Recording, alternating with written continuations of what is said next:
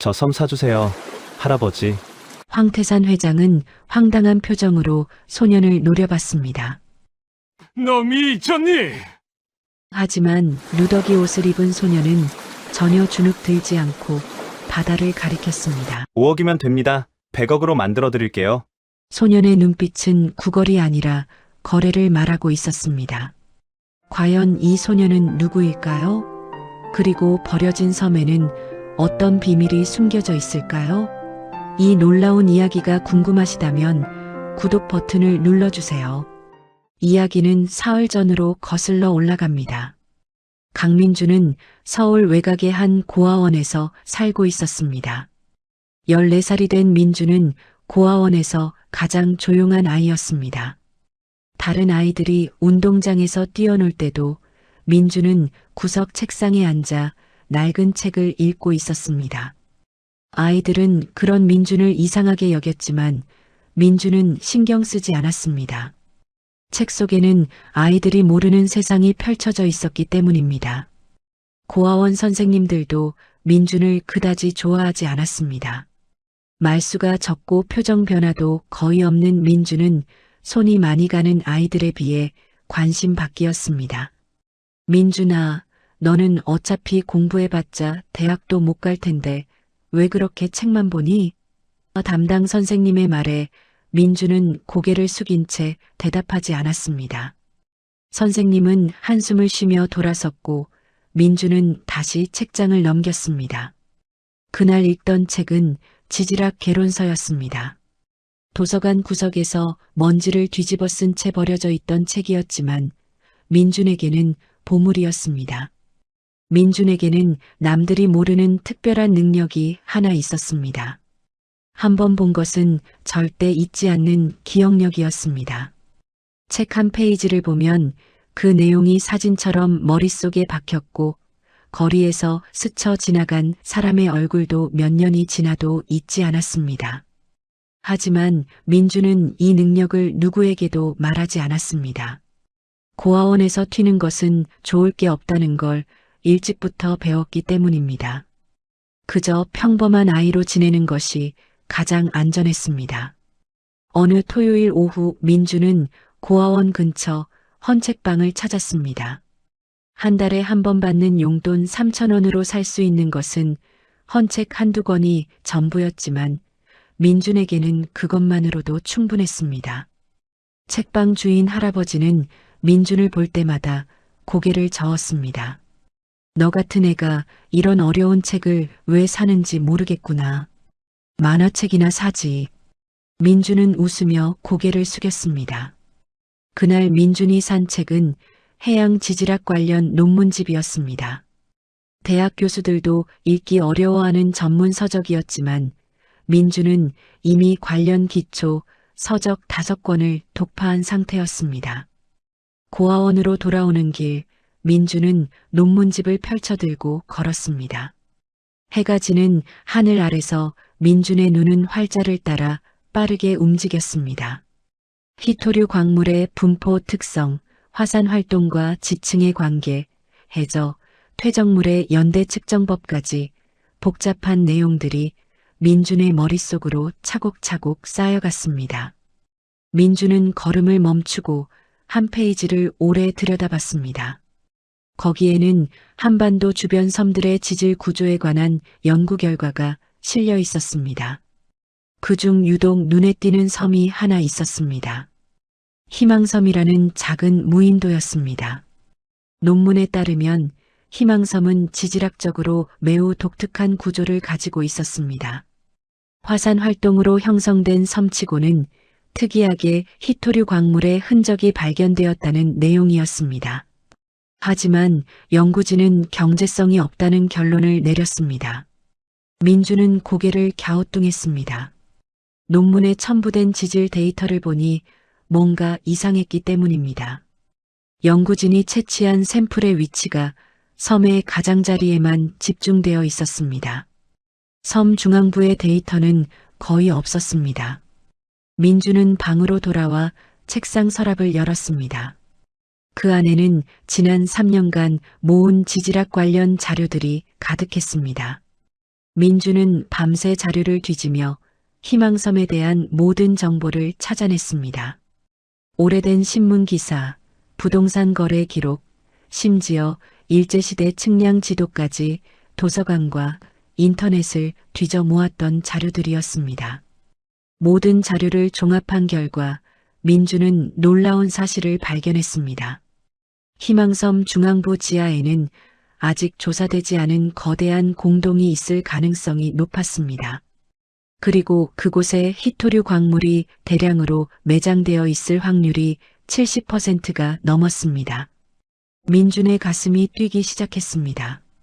히토류는 전자제품의 필수적인 자원이었고 전 세계적으로 가격이 급등하고 있었습니다. 만약 희망섬에 정말 히토류가 묻혀 있다면 그 가치는 수백억 원을 넘을 것이었습니다. 하지만 문제가 있었습니다. 민주는 고작 14살 고아원 아이였습니다. 섬을 살 돈도 없었고 설령 돈이 있다 해도 미성년자가 부동산을 매입할 수도 없었습니다. 민주는 한참을 고민했습니다. 그러다 문득 한 사람이 떠올랐습니다. 황태산 회장이었습니다. 민주는 신문과 인터넷 기사를 통해 황 회장에 대해 잘 알고 있었습니다. 자수성가한 재벌로 유명했지만 최근에는 건강이 악화되어 경영 일선에서 물러났다는 소식이 들렸습니다. 그런데 민준이 황 회장을 떠올린 이유는 따로 있었습니다. 희망섬의 원래 주인이 바로 황태산 회장이었기 때문입니다. 20년 전 회장이 사업 초기에 구입했다가 실패한 뒤 방치한 땅이었습니다. 현재는 채권단에 넘어가 헐값에 매물로 나와 있었습니다. 민주는 더 깊이 조사했습니다. 당시 황 회장이 희망섬을 샀던 이유는 거기서 관광 리조트를 지으려던 계획 때문이었습니다. 하지만 지질 조사 결과 땅이 약해 건물을 지을 수 없다는 보고서가 나왔고 회장은 막대한 손실을 입고 사업을 접었습니다. 그 일은 회장의 첫 번째 큰 실패로 기록되었고 평생 지울 수 없는 상처가 되었습니다. 민주는 당시 지질 보고서를 구해서 읽어봤습니다. 그리고 한 가지 이상한 점을 발견했습니다. 보고서를 작성한 업체가 나중에 부정조사로 적발되어 폐업한 회사였습니다. 민주는 확신했습니다. 당시 지질 보고서는 조작된 것이었습니다. 누군가 의도적으로 거짓 보고서를 만들어 황 회장을 속인 것이었습니다. 아마도 회장의 동업자나 경쟁자가 사업을 망치려고 꾸민 일일 것이었습니다. 희망섬은 건물을 짓기에 문제가 있는 땅이 아니었습니다. 오히려 지하에 엄청난 자원이 숨어 있는 보물섬이었습니다. 민주는 이 모든 사실을 황 회장에게 알려야겠다고 결심했습니다. 그리고 회장이 섬을 되찾을 수 있도록 도와야겠다고 생각했습니다. 하지만 민준에게는 또 다른 이유가 있었습니다. 10년 전 그 추운 겨울밤의 기억이었습니다. 민준이 4살 때 고아원에서 도망쳐 나온 적이 있었습니다. 배가 고파서 그리고 무서워서 거리를 헤매던 민준은 시장 골목에서 쓰러질 뻔했습니다. 그때 한 중년 남자가 민준을 일으켜 세웠습니다.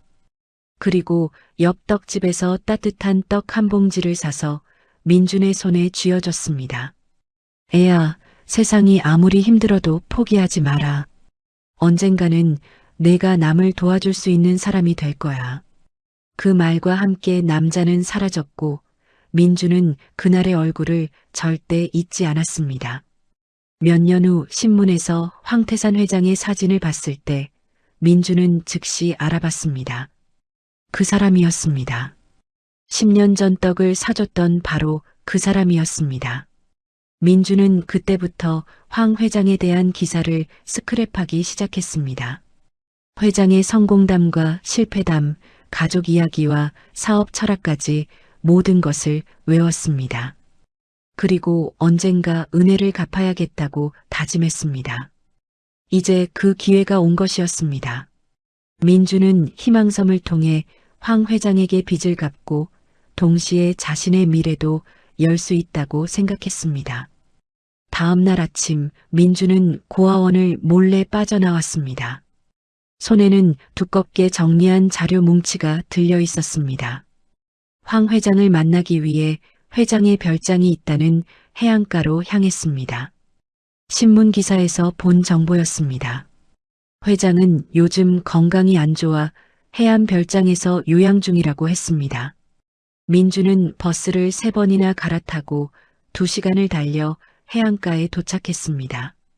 바닷바람이 차갑게 불어왔지만 민주는 멈추지 않았습니다. 별장 앞에는 경비가 서 있었습니다. 민준이 다가가자 경비는 험한 표정으로 물었습니다. 여기가 어디라고 함부로 들어오려고 하니? 민주는 조용히 대답했습니다. 황태산 회장님을 뵙고 싶습니다. 중요한 이야기가 있어서요. 경비는 비웃었습니다. 회장님이 너 같은 애를 만나실 것 같니? 썩 꺼져. 민주는 물러서지 않았습니다. 제발 회장님께 전해주세요. 희망섬에 관한 이야기라고요. 그 말에 경비의 표정이 미묘하게 변했습니다. 경비는 무전기로 누군가에게 연락을 취했습니다. 잠시 후 중년의 남자가 별장 문을 열고 나왔습니다. 회장의 비서 박 과장이었습니다. 박 과장은 민준을 위아래로 훑어봤습니다. 희망섬이라고 했나? 그게 무슨 말이지? 민준은 가방에서 자료를 꺼내 박 과장에게 내밀었습니다. 이것 좀 봐주세요. 그리고 회장님께 꼭 전해주세요. 저 섬을 다시 사실 수 있는 방법이 있다고요. 박 과장은 자료를 대충 훑어봤습니다. 처음에는 시큰둥한 표정이었지만 점점 눈빛이 진지해졌습니다. 박 과장은 민준을 데리고 별장 안으로 들어갔습니다. 넓은 거실 창문 너머로 바다가 보였고 저 멀리 작은 섬 하나가 떠 있었습니다. 희망섬이었습니다. 소파에는 백발의 노인이 앉아 있었습니다. 황태산 회장이었습니다. 회장은 민준을 보더니 차갑게 물었습니다. 내가 무슨 일로 나를 찾아왔지? 민준은 숨을 깊이 들이마셨습니다. 그리고 섬을 가리키며 말했습니다. 저 섬 사주세요, 할아버지. 회장은 민준의 말을 듣고 잠시 말을 잃었습니다. 10년 동안 입에 담기도 싫었던 그 섬을 고작 14살짜리 아이가 사달라고 했기 때문입니다. 회장의 얼굴이 차갑게 굳어졌습니다. 너 미쳤니? 민주는 고개를 저었습니다. 그리고 가방에서 두툼한 자료 뭉치를 꺼내 테이블 위에 조심스럽게 올려놓았습니다. 미친 게 아닙니다. 저 섬에는 할아버지가 모르시는 비밀이 있어요. 회장은 비웃었습니다. 비밀? 그 섬에 무슨 비밀이 있다는 거냐? 20년 전에 이미 다 조사했어. 쓸모없는 돌덩어리일 뿐이야. 민주는 자료 중 한 장을 펼쳐 회장 앞에 내밀었습니다. 20년 전 작성된 지질조사 보고서였습니다. 회장의 눈빛이 흔들렸습니다. 그 보고서는 회장에게 악몽 같은 기억이었습니다. 이 보고서 때문에 첫 사업이 망했고 빚더미에 앉았으며 동업자들에게 배신당했습니다. 이 보고서를 왜 가지고 있는 거지? 회장의 목소리가 낮게 깔렸습니다. 민주는 침착하게 대답했습니다. 이 보고서는 거짓입니다. 작성한 회사는 3년 후에 조사 조작 혐의로 폐업했어요. 할아버지는 속으신 겁니다. 회장의 손이 떨렸습니다. 박 과장도 놀란 표정으로 보고서를 들여다봤습니다. 민주는 계속 말을 이어갔습니다. 이 보고서를 보면 샘플 채취 위치가 모두 섬 가장자리에 집중되어 있어요. 섬 중앙부는 단 한 군데도 조사하지 않았습니다. 의도적으로 중요한 부분을 빼먹은 거예요. 민주는 또 다른 자료를 펼쳤습니다. 최근 발표된 해양 지질학 논문이었습니다. 이 논문에 따르면 희망섬은 화산 활동으로 형성된 특이한 구조를 가지고 있습니다. 섬 중앙 지하에 대형 공동이 있을 가능성이 높고 그곳에 히토류 광물이 매장되어 있을 확률이 70%가 넘어요. 회장은 말없이 자료를 넘겨봤습니다. 박 과장도 옆에서 함께 들여다봤습니다. 자료는 생각보다 전문적이었고 누가 봐도 상당한 시간과 노력을 들여 정리한 것이 분명했습니다. 회장은 민준을 다시 바라봤습니다. 내가 이걸 다 조사했다는 거냐? 민준은 고개를 끄덕였습니다. 3년 동안 도서관과 인터넷을 뒤져서 모았습니다. 히토류는 지금 전 세계에서 가장 비싼 자원이에요. 만약 섬에 정말 매장되어 있다면 최소 200억 원 이상의 가치가 있습니다.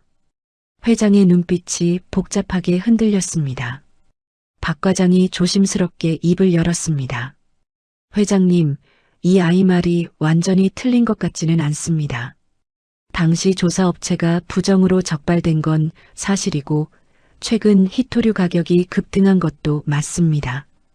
회장은 한참을 말없이 창밖 섬을 바라봤습니다. 20년 동안 지우고 싶었던 치욕의 땅이 갑자기 다르게 보이기 시작했습니다. 하지만 회장은 쉽게 믿을 수 없었습니다. 너무나 많은 사람들에게 속아봤고 배신당해봤기 때문입니다. 내가 말한 게 사실이라고 치자. 그런데 왜 하필 나한테 온 거지? 내가 이 정보를 가지고 다른 투자자를 찾을 수도 있었을 텐데. 민주는 잠시 망설였습니다. 그리고 조용히 대답했습니다. 그 섬은 할아버지 것이었으니까요. 할아버지가 억울하게 빼앗긴 땅이잖아요. 제가 할아버지께 돌려드리고 싶었어요. 회장은 코웃음을 쳤습니다. 그런 감상적인 이유로 넌 뭘 바라고 이러는 거냐? 돈이냐? 민주는 고개를 저었습니다. 돈은 필요 없어요. 섬을 사주시고 조사 비용만 대주시면 됩니다. 만약 제 말이 맞아서 히토류가 나오면 그때 할아버지께서 적당히 보상해 주시면 돼요. 틀렸다면 제가 책임질게요. 회장은 황당하다는 표정으로 민준을 바라봤습니다. 그때 별장 문이 벌컥 열리며 한 남자가 들어왔습니다. 회장의 장남 황민석이었습니다. 민석은 거실에 선 민준을 보더니 인상을 찌푸렸습니다. 아버지, 이게 무슨 일이십니까? 누추한 애를 왜 집안에 들이신 겁니까? 회장은 짜증스럽게 대답했습니다. 내가 상관할 일이 아니다. 민석은 테이블 위 자료들을 힐끗 보더니 비웃었습니다. 설마 또 희망섬 이야기 아닙니까? 아버지, 그 섬은 이미 끝난 이야기예요. 왜 자꾸 과거에 집착하십니까? 회장은 아무 말도 하지 않았습니다. 민석은 민준을 노려보며 말했습니다. 너 어디서 온 거냐? 혹시 돈 뜯어내려고 온 거 아니냐? 민준은 담담하게 대답했습니다. 저는 그냥 할아버지를 도와드리고 싶어서 왔을 뿐입니다. 민석은 비웃었습니다. 도와준다고? 웃기는 소리 하네. 박 과장, 당장 이에 쫓아내. 박 과장이 난처한 표정으로 회장을 바라봤지만 회장은 여전히 침묵했습니다. 민석은 직접 민준의 팔을 잡고 끌어내려 했습니다. 민준은 저항하지 않았지만 회장을 향해 마지막으로 말했습니다. 할아버지, 섬 매물은 이번 주 금요일까지만 유효합니다. 그 이후에는 다른 사람에게 넘어갑니다. 민준이 끌려나간 후 거실에는 무거운 침묵이 흘렀습니다. 민석은 화난 얼굴로 말했습니다. 아버지, 정신 좀 차리십시오. 그딴의 말에 현혹되시면 안 됩니다. 어디서 주워들은 지식 좀 있다고 전문가인 척하는 거예요. 회장은 여전히 창밖 섬을 바라보고 있었습니다. 민석은 계속 말을 이었습니다. 아버지가 요즘 건강이 안 좋으시니까 이런 사기꾼들이 접근하는 겁니다. 제가 조사해보고 법적으로 대응하겠습니다. 회장은 그제야 입을 열었습니다. 내가 뭘 안다고 사기꾼이라고 단정하느냐? 민석은 당황했습니다. 아버지, 그게 무슨 말씀이십니까? 회장은 테이블 위 자료를 집어들었습니다. 이 자료들 좀 봐라. 고작 14살 애가 3년 동안 이런 걸 정리했다. 내가 이 나이에 이런 걸 할 수 있었느냐? 민석은 입을 다물었습니다. 회장은 한숨을 쉬었습니다. 박 과장, 저 아이 신원 좀 알아봐. 그리고 자료에 나온 내용들이 사실인지도 확인해봐. 박 과장은 고개를 끄덕이며 자리를 떴습니다. 민석은 불만스러운 표정으로 아버지를 바라봤지만 더 이상 말하지 않았습니다. 이틀 후 박 과장은 조사 결과를 가지고 회장을 찾아왔습니다. 회장님, 조사 결과가 나왔습니다. 회장은 고개를 들어 박 과장을 바라봤습니다. 박 과장은 서류를 펼쳐 보이며 말했습니다. 아이 이름은 강민준이고 서울 외곽 고아원에서 살고 있습니다. 부모님은 아이가 4살 때 교통사고로 돌아가셨고 그 이후 쭉 고아원 생활을 했습니다. 학교 성적은 중상위권이지만 특별히 눈에 띄는 건 없고 선생님들 말로는 조용하고 말이 없는 아이라고 합니다. 회장은 고개를 끄덕이며 물었습니다. 그래서 사기 전력 같은 건 없나? 박 과장은 고개를 저었습니다. 전혀 없습니다. 오히려 고아원에서도 모범적인 아이로 통합니다. 다만 한 가지 특이한 점이 있습니다. 회장이 눈썹을 올렸습니다. 뭔데? 박 과장은 조심스럽게 말했습니다. 아이가 도서관 단골이라고 합니다. 거의 매일 도서관에 가서 전문 서적들을 읽는다고 해요. 사서 선생님 말로는 대학 교재 수준의 책들도 읽는다고 합니다. 지질학, 해양학, 경제학까지 분야도 다양하고요. 회장은 놀란 표정을 지었습니다. 14살 애가 그런 책을 읽는다고? 박 과장은 고개를 끄덕였습니다. 믿기 어렵지만 사실입니다. 그리고 회장님, 더 중요한 게 있습니다. 박 과장은 또 다른 서류를 꺼냈습니다. 아이가 가져온 자료들을 전문가에게 검토 의뢰했습니다. 결과는 놀라웠습니다. 자료 내용이 대부분 정확하고 논리적 흐름도 탄탄하다고 합니다. 특히 당시 조사 보고서가 조작되었을 가능성이 높다는 부분은 전문가들도 동의했습니다. 회장은 말없이 창밖을 바라봤습니다. 저 멀리 희망섬이 보였습니다. 20년 동안 회장은 그 섬을 볼 때마다 치욕과 분노를 느꼈습니다. 하지만 오늘은 달랐습니다. 만약 민준의 말이 사실이라면 회장은 정말로 억울하게 당한 것이었습니다. 배신한 동업자들, 비웃었던 경쟁자들 등 돌렸던 지인들 모두에게 잘못이 없었다는 것을 증명할 수 있었습니다. 회장의 가슴이 두근거렸습니다. 75년을 살면서 처음 느끼는 설렘이었습니다. 박 과장이 조심스럽게 물었습니다. 회장님, 어떻게 하시겠습니까? 회장은 한참을 고민하다가 입을 열었습니다. 그 섬 매물 아직 있나? 박 과장은 고개를 끄덕였습니다. 네, 금요일까지 유효합니다. 회장은 결심한 듯 말했습니다. 살아. 그리고 그 아이를 다시 데려와. 박 과장은 놀란 표호로 회장을 바라봤습니다. 회장님, 정말 그러시겠습니까? 회장은 씁쓸하게 웃었습니다. 내 평생 마지막 도박이야. 어차피 내게 남은 시간도 얼마 없는데 진실을 알고 죽고 싶어. 민석이 이 소식을 들었을 때는 격분했습니다. 아버지가 정말 미치셨습니까? 출처도 불분명한 애 말만 믿고 5억을 쓴다고요? 회장은 차갑게 대답했습니다. 내 돈 내가 쓰는데 내가 왜 간섭하느냐? 민석은 참지 못하고 소리쳤습니다.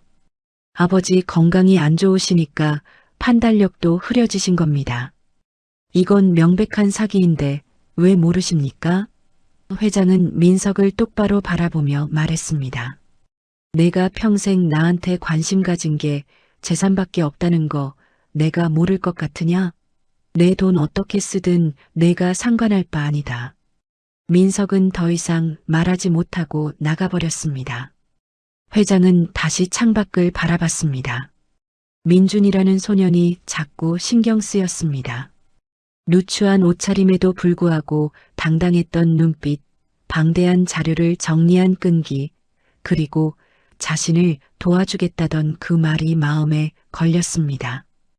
회장은 문득 궁금해졌습니다. 저 아이는 대체 왜 자신을 도우려는 걸까? 정말 단순히 섬을 돌려주고 싶어서일까? 아니면 다른 이유가 있는 걸까? 다음 날 오후 민주는 다시 별장으로 불려왔습니다. 이번에는 경비가 공손하게 안내했고 박 과장이 직접 나와서 맞이했습니다. 거실에는 회장이 앉아 있었고 테이블 위에는 서류 한 뭉치가 놓여 있었습니다. 회장은 민준을 보자마자 말했습니다. 희망섬을 샀다. 사흘 전에 5억에 매입했어. 민준의 눈이 커졌습니다. 회장은 계속 말했습니다. 하지만 조건이 있다. 내가 직접 조사 계획을 세우고 실행까지 책임져야 해. 내가 돈은 되지만 모든 과정에서 내가 주도권을 가져야 한다. 민주는 당황했습니다. 저요? 하지만 저는 아직 어린아이인데요. 회장은 냉정하게 대답했습니다. 내가 3년 동안 이 일을 준비했잖아. 그럼 책임도 져야지. 내 말이 맞는지 틀렸는지 직접 증명해봐. 민주는 입술을 깨물었습니다. 회장의 눈빛이 진지했습니다. 이것은 시험이었습니다. 회장은 민준이 정말 진심인지 아니면 그저 말만 앞세우는 아이인지 확인하고 싶었습니다. 민준은 깊게 숨을 들이마셨습니다. 그리고 고개를 끄덕였습니다. 알겠습니다. 해보겠습니다. 회장은 만족스러운 표정을 지었습니다. 좋아. 그럼 내일부터 시작하자. 박 과장이 내게 필요한 걸 지원해 줄 거야. 하지만 명심해라. 이건 장난이 아니야. 만약 내 말이 틀렸다면 넌 나한테 빚을 지는 거야. 민주는 또박또박 대답했습니다. 틀리지 않을 겁니다. 제가 증명해 보이겠습니다. 회장은 민준의 눈을 오래 바라봤습니다. 그 눈빛에는 두려움이 없었습니다. 오직 확신만이 있었습니다. 회장은 오랜만에 미소를 지었습니다. 이 아이가 대체 어떤 결과를 보여줄지 궁금해졌습니다. 민주는 그날 밤 고아원으로 돌아가지 않았습니다. 회장이 별장 옆 작은 게스트하우스를 내어줬기 때문입니다. 민주는 생전 처음 이렇게 깨끗하고 따뜻한 방에서 잤습니다. 하지만 잠은 오지 않았습니다. 머릿속에서는 끊임없이 섬의 지질 구조가 그려졌고 조사 계획이 세워졌으며 필요한 장비 목록이 정리되었습니다. 민주는 침대에서 일어나 책상에 앉아 노트를 펼쳤습니다. 그리고 새벽까지 빼곡하게 계획서를 작성했습니다. 지질조사 순서, 필요한 장비, 예상 비용, 안전 대책까지 하나하나 꼼꼼하게 적어 내려갔습니다. 다음 날 아침 민주는 회장 앞에 두툼한 계획서를 내놓았습니다. 회장은 놀란 표정으로 계획서를 넘겨봤습니다. 겨우 하룻밤 사이에 작성했다고는 믿기지 않을 만큼 체계적이고 전문적이었습니다. 내가 이걸 혼자 다 썼냐? 민주는 고개를 끄덕였습니다. 회장은 한 페이지 한 페이지 천천히 읽어 내려갔습니다. 지질조사 방법론, 시추 지점 선정 이유, 안전관리 방안까지 빈틈이 없었습니다. 회장은 박 과장을 불렀습니다. 이 계획서 전문가한테 검토 맡겨봐. 실행 가능한지 확인하고. 박 과장은 계획서를 받아들고 나갔습니다. 이틀 후 박 과장이 돌아왔을 때 표정이 심상치 않았습니다. 회장님, 전문가들이 놀랐습니다. 이 계획서가 웬만한 지질조사 전문 회사 수준이라고 하더군요. 특히 시추 지점 선정 논리가 탁월하다고 극찬했습니다. 회장은 민준을 다시 바라봤습니다. 이 아이는 도대체 뭘까? 고작 14살에 어떻게 이런 걸 할 수 있는 걸까? 회장은 궁금증이 더욱 커졌지만 일단 조사를 진행하기로 했습니다. 좋아, 민준아. 내 계획대로 진행하자. 필요한 장비랑 인력은 박 과장이 알아서 구해줄 거야. 조사 준비는 생각보다 빨리 진행되었습니다. 박 과장은 경험 많은 지질조사팀을 섭외했고 필요한 장비들을 대여했습니다. 민주는 조사팀 팀장과 여러 차례 회의를 했습니다. 처음에 팀장은 어린아이가 끼어드는 것을 못마땅해 했습니다. 애들 소꿉놀이가 아니에요. 위험한 작업인데 방해만 안 됐으면 좋겠네요. 하지만 민준이 지질 구조에 대해 설명하고 시추 지점을 논리적으로 제시하자 팀장의 태도가 달라졌습니다. 이거 어디서 배운 거예요? 대학에서도 이런 거 배우는데 시간 오래 걸리는데 말이죠. 민주는 조용히 대답했습니다. 책으로 독학했습니다. 조사 첫날 민주는 조사팀과 함께 배를 타고 희망섬으로 향했습니다. 회장도 함께 가겠다고 했지만 박 과장이 만류했습니다. 회장님 건강이 안 좋으신데 무리하시면 안 됩니다. 회장은 아쉬운 표정으로 부두에 남았습니다. 배가 섬으로 다가가자 민준의 심장이 빠르게 뛰었습니다.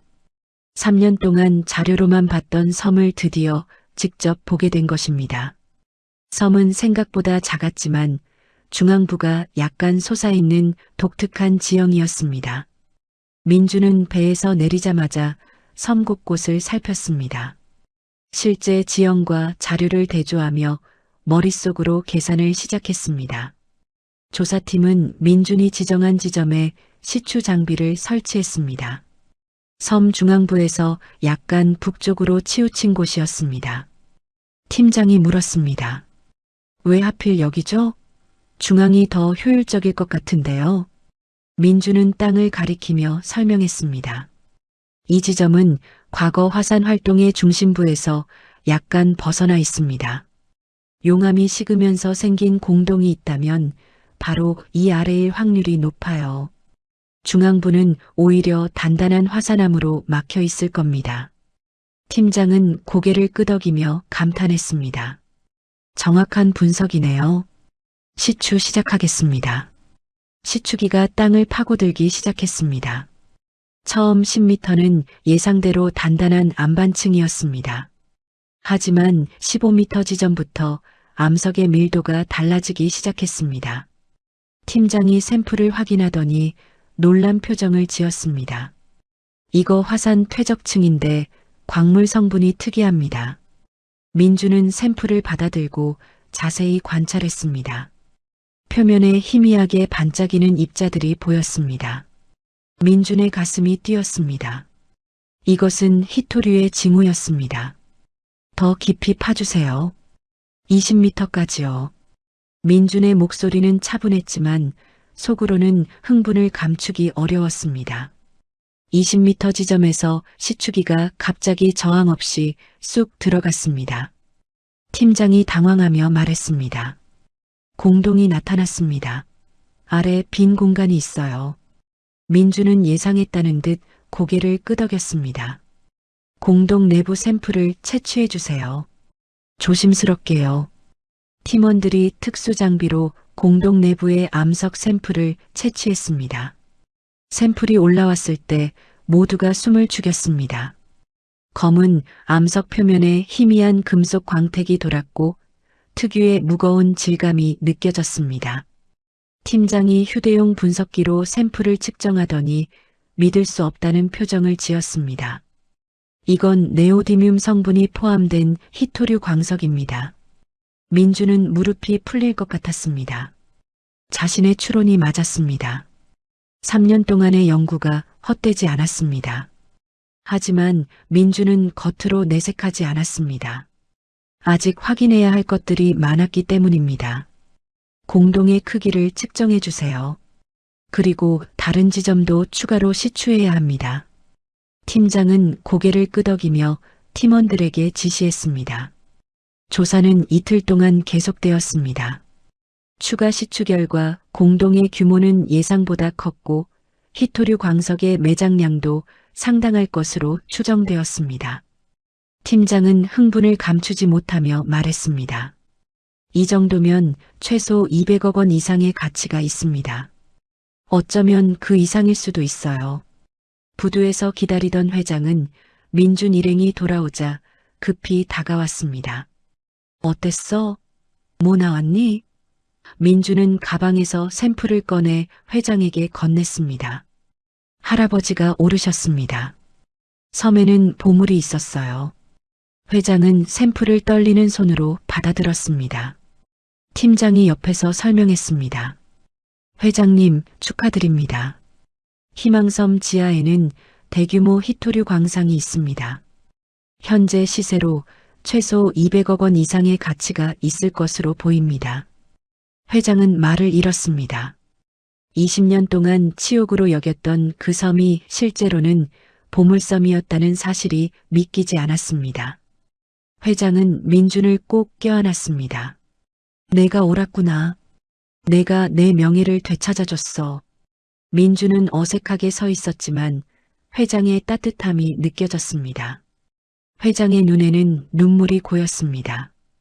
20년 동안 나는 내가 형편없는 사업가라고 생각했어. 첫 사업부터 실패한 무능한 사람이라고 자책했지. 하지만 내가 증명해줬구나. 내가 틀리지 않았다는 걸. 민주는 조용히 대답했습니다. 처음부터 할아버지 판단은 옳았습니다. 다만 나쁜 사람들이 속인 거예요. 회장은 고개를 끄덕이며 민준의 어깨를 두드렸습니다. 그날 저녁 회장은 민석을 불렀습니다. 민석은 마지못해 별장에 왔습니다. 회장은 조사 결과 보고서를 민석 앞에 내밀었습니다. 읽어봐라. 민석은 대충 훑어보다가 얼굴색이 변했습니다. 이게 정말입니까? 희망섬에 200억짜리 광산이 있다고요? 회장은 씁쓸하게 웃었습니다. 내가 사기꾼이라고 했던 그 아이가 맞았어. 나는 20년 동안 보물 위에 앉아 있으면서도 몰랐던 거야. 민석은 할 말을 잃었습니다. 회장은 계속 말했습니다. 너는 평생 내 재산만 노렸지. 내 마음은 한 번도 헤아려 본 적이 없어. 그런데 저 아이는 달랐어. 날 도와주고 싶어 했고 내 명예를 되찾아주려 했지. 민석은 얼굴이 붉어졌습니다. 아버지, 그건 아닙니다. 저도 아버지를. 회장은 손을 들어 제지했습니다. 이제 됐다. 너한테 기대하지 않을 테니 내 갈 길 가거라. 민석은 분한 표정으로 나가버렸습니다. 회장은 혼자 남아 창밖을 바라봤습니다. 희망섬이 보였습니다. 이제 그 섬은 더 이상 치욕이 아니었습니다. 희망이었습니다. 회장은 민준을 다시 불렀습니다. 민준아, 내가 원하는 게 뭐냐? 돈이냐? 아니면 다른 거냐? 민준은 잠시 망설이다가 조용히 대답했습니다. 저는 그냥 할아버지께 은혜를 갚고 싶었을 뿐입니다. 회장은 고개를 갸우뚱했습니다. 은혜? 우리가 무슨 인연이 있다는 거냐? 민준은 고개를 들어 회장을 똑바로 바라봤습니다. 10년 전 겨울 시장 앞에서 떡을 사주신 거 기억하세요? 회장은 잠시 멍했습니다. 10년 전 겨울 시장 앞 떡? 회장은 기억을 더듬었습니다. 희미하게 떠오르는 장면이 있었습니다. 눈 내리던 겨울밤 사업차 지방에 갔다가 시장을 지나던 길이었습니다. 굶주린 아이 하나가 쓰러져 있었고 회장은 무심코 떡을 사서 건네줬습니다. 당시에는 그냥 지나가는 선행이라고 생각했고 곧 잊어버렸습니다. 회장은 믿을 수 없다는 표정으로 민준을 바라봤습니다. 그 아이가 너였단 말이냐? 민준은 고개를 끄덕였습니다. 네. 저는 그날을 한 번도 잊은 적이 없어요. 고아원에서 도망쳐 나와서 며칠 동안 굶었었는데 할아버지가 떡을 사주셨죠.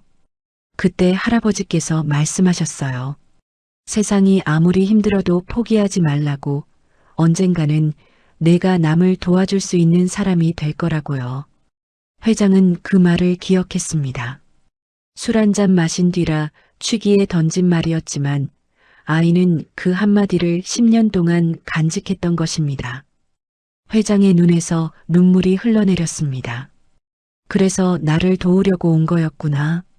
민주는 고개를 끄덕였습니다. 할아버지는 제 생명의 은인이에요. 그날 떡이 없었다면 저는 얼어 죽었을 거예요. 그래서 평생 은혜를 갚고 싶었습니다. 신문에서 할아버지가 희망섬 때문에 고생하셨다는 걸 알고 제가 도와드릴 수 있는 방법을 찾았어요. 회장은 민준을 다시 껴안았습니다. 고맙다, 정말 고맙다.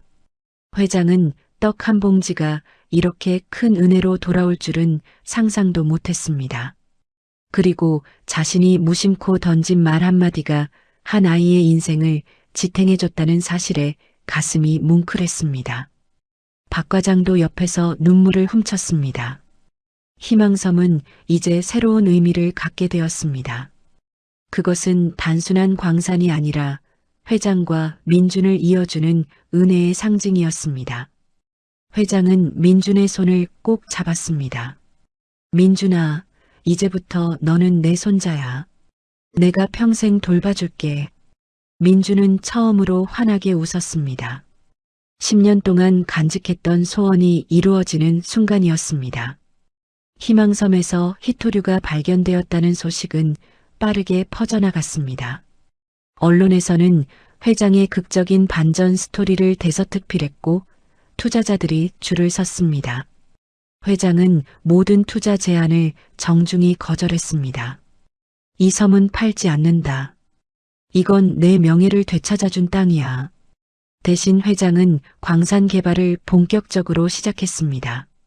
채굴 전문 회사와 계약을 맺었고 환경 영향 평가를 진행했으며 정부 허가를 받기 위한 절차를 밟아나갔습니다. 모든 과정에서 민준은 회장 곁에 있었습니다. 회장은 민준을 아들처럼 대했고 중요한 결정을 내릴 때마다 민준의 의견을 물었습니다. 민준은 이제 고아원으로 돌아가지 않았습니다. 회장이 정식으로 민준을 입양하기로 결정했기 때문입니다. 법적 절차는 시간이 걸렸지만 회장은 이미 민준을 손자처럼 여겼습니다. 별장에는 민준을 위한 방이 마련되었고 새 옷과 책들이 가득 채워졌습니다. 민준은 처음으로 자신만의 공간을 가졌습니다. 밤마다 민준은 책상에 앉아 광산 개발 계획을 검토했고 다음 날 회의에서 발표할 자료를 준비했습니다. 회장은 그런 민준을 보며 흐뭇해했습니다. 이 아이는 단순히 똑똑한 것이 넘어 무언가 특별한 재능이 있었습니다. 어느 날 오후 광산 개발 관련 회의가 있었습니다. 참석자는 회장과 민준, 박 과장, 그리고 채굴 회사 대표였습니다. 대표는 두툼한 계약서를 가져왔습니다. 계약 조건을 정리했습니다. 한번 검토해 주시죠. 회장이 계약서를 받아들고 읽기 시작했습니다. 복잡한 법률 용어와 기술 용어들이 빼곡했습니다. 회장은 천천히 읽어 내려갔지만 이해하기 어려운 부분들이 많았습니다. 민준도 옆에서 계약서를 함께 보고 있었습니다. 회장이 3페이지쯤 넘겼을 때 민준이 조용히 말했습니다. 할아버지, 5페이지 사망을 다시 보세요. 회장은 고개를 들어 민준을 바라봤습니다. 왜 그러니? 민준은 침착하게 설명했습니다. 그 조항에는 채굴 수익 배분 비율이 나와 있는데 계산이 맞지 않아요. 할아버지 몫이 생각보다 적습니다. 회장은 다시 5페이지로 돌아가 꼼꼼히 읽었습니다. 민준의 말이 맞았습니다. 복잡한 수식과 조건들 사이에 교묘하게 숨겨진 불리한 조항이 있었습니다. 회장은 대표를 날카롭게 바라봤습니다. 이게 무슨 뜻이죠? 원래 합의한 비율과 다른데요? 대표는 당황한 표정을 지었습니다. 아, 그건 실수입니다. 수정하겠습니다. 회장은 계약서를 도로 건네며 말했습니다. 제대로 다시 가져오시죠. 대표가 나간 후 회장은 민준에게 물었습니다. 내가 어떻게 그걸 알아챘니? 나도 놓칠 뻔했는데. 민주는 담담하게 대답했습니다. 계약서를 읽다 보니 이상한 부분이 보였어요. 회장은 고개를 갸우뚱했습니다. 하지만 넌 계약서를 나랑 같은 속도로 봤잖아. 그렇게 빨리 읽고도 문제를 찾아냈다고? 민주는 잠시 망설이다가 솔직하게 말했습니다. 저는 한 번 본 건 잊어버리지 않아요. 계약서 내용이 머릿속에 다 들어왔고 계산도 바로 할 수 있었어요. 회장은 놀란 표정으로 민준을 바라봤습니다. 그게 무슨 말이냐? 한 번 보면 다 외운다고? 민준은 고개를 끄덕였습니다. 어릴 때부터 그랬어요. 책을 한 번 읽으면 내용이 사진처럼 머릿속에 박혀요. 그래서 도서관 책들을 많이 읽을 수 있었고 지질학도 독학할 수 있었습니다. 회장은 말을 잃었습니다. 완전 기억 능력자였던 것입니다. 그래서 14살 나이에 대학 수준의 지식을 가질 수 있었고 복잡한 계약서도 단번에 파악할 수 있었던 것입니다. 회장은 민준의 어깨를 토닥이며 말했습니다. 대단한 능력이구나. 하지만 조심해라. 세상 사람들은 남다른 능력을 가진 사람을 시기하고 질투하거든. 민준은 고개를 끄덕였습니다. 이미 고아원에서 충분히 배운 교훈이었습니다. 그날 저녁 민석이 별장을 찾아왔습니다. 이번에는 변호사 2명을 대동했습니다. 회장은 불편한 표정으로 물었습니다. 무슨 일이냐? 민석은 서류 뭉치를 테이블에 내려놓으며 말했습니다. 아버지, 저는 아버지 건강이 걱정됩니다. 요즘 판단력이 흐려지신 것 같아서 법적으로 후견인 지정을 신청하려고 합니다. 회장의 얼굴이 굳었습니다. 내가 지금 무슨 소리를 하는 거냐? 민석은 차갑게 대답했습니다. 아버지가 정체불명의 아이를 입양하려 하고 수백억짜리 사업을 그 아이 말만 듣고 진행하시잖아요. 이건 명백히 비정상적인 행동입니다. 회장은 분노로 몸을 떨었습니다. 내가 비정상이라고? 내 정신이 멀쩡한데 무슨 헛소리냐? 민석은 냉정하게 말했습니다. 아버지 나이가 75입니다. 게다가 건강도 안 좋으시죠. 법원에서도 충분히 후견인 지정 사유가 된다고 봅니다. 옆에 있던 변호사가 거들었습니다. 회장님의 최근 행동들을 보면 재산 관리 능력에 의심이 가는 부분들이 있습니다. 법적으로 보호가 필요한 상황입니다. 회장은 주먹을 쥐었습니다. 아들이 자신을 무능력자로 만들어 재산을 가로채려는 것이 분명했습니다. 민준이 조용히 입을 열었습니다. 민석 씨, 제가 봐도 이건 법적 근거가 약합니다.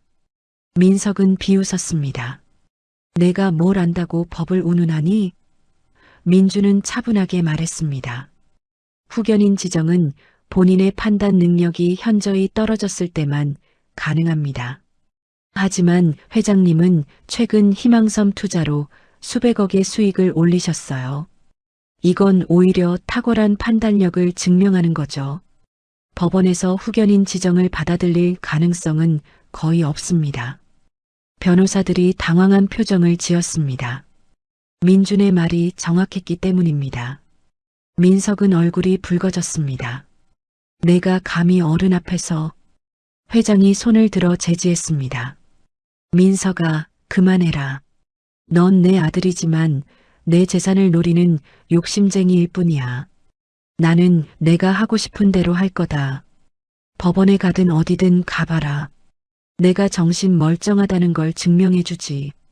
민석은 분한 표정으로 변호사들을 데리고 나가버렸습니다. 회장은 한숨을 쉬며 소파에 주저앉았습니다. 자식이 이렇게 배은망덕할 줄은 몰랐어. 민주는 회장 옆에 앉아 조용히 말했습니다. 괜찮습니다, 할아버지. 제가 지켜드릴게요. 하지만 민석은 포기하지 않았습니다. 며칠 후 언론에 이상한 기사들이 나기 시작했습니다. 재벌 회장, 정체불명 소년에게 재산 넘기나 고아 소년의 정체는 사기 가능성, 재기 같은 자극적인 제목들이었습니다. 기사 내용은 민준을 사기꾼으로 몰아가는 내용이었고 회장의 판단력에 의문을 제기했습니다. 회장은 화가 났지만 민준은 침착했습니다. 할아버지, 신경 쓰지 마세요. 진실은 결국 드러나게 되어 있어요. 회장은 민준의 침착함에 오히려 마음이 놓였습니다. 이 아이는 나이에 비해 너무나 성숙했습니다. 광산 개발은 순조롭게 진행되었습니다. 정부 허가도 떨어졌고 본격적인 채굴 준비가 시작되었습니다. 전문가들의 정밀 조사 결과 희토류 매장량은 초기 예상보다 훨씬 많았습니다. 최소 300억 원 이상의 가치가 있을 것으로 추정되었습니다. 회장은 기뻐하면서도 한편으로는 복잡한 심정이었습니다. 20년 전에 이걸 알았더라면 인생이 얼마나 달라졌을까? 하지만 지금이라도 진실을 알게 된 것에 감사했습니다. 그리고 그 진실을 알려준 민준에게 더욱 감사했습니다. 어느 날 밤 회장은 민준과 단둘이 별장 테라스에 앉아 있었습니다. 바다에서 불어오는 바람이 시원했습니다. 회장은 잔잔한 목소리로 말했습니다. 민준아, 내가 아니었으면 나는 억울함을 안고 죽었을 거야. 내가 내 명예를 되찾아줬어. 민준은 고개를 저었습니다. 할아버지가 저를 살려주셨잖아요. 저는 그 은혜를 갚은 것뿐이에요. 회장은 민준의 머리를 쓰다듬었습니다. 은혜를 이렇게 갚는 사람이 세상에 몇이나 되겠니? 넌 정말 특별한 아이야. 민준은 처음으로 눈시울이 붉어졌습니다. 평생 외로웠던 아이에게 회장의 말은 가슴 깊이 와닿았습니다. 회장은 계속 말했습니다. 나는 이제 걱정이 없어. 내가 죽고 나서도 내가 잘 살아갈 거라는 걸 아니까. 그리고 희망섬도 내가 잘 관리할 거라고 믿어. 민준은 고개를 들어 회장을 바라봤습니다. 할아버지, 그런 말씀하지 마세요. 아직 오래오래 사셔야죠. 회장은 쓸쓸하게 웃었습니다. 내 몸은 내가 안다. 의사가 말하길 내게 남은 시간이 많지 않대. 민준은 충격을 받았습니다. 그게 무슨 말씀이세요? 회장은 민준의 손을 꼭 잡았습니다. 말기암이야. 이미 전이가 많이 되었어. 길어야 6개월이래. 민준은 말을 잃었습니다. 겨우 할아버지를 만났는데 벌써 헤어져야 한다니 받아들이기 어려웠습니다. 회장은 민준의 눈물을 닦아주며 말했습니다. 울지 마라. 나는 내 덕분에 행복하게 마지막을 보내고 있어. 명예도 되찾았고 진짜 가족도 만났으니까. 민준은 고개를 숙이고 울었습니다. 회장은 민준을 안아주며 조용히 말했습니다. 내가 앞으로 잘 살아주는 게 내 마지막 소원이야.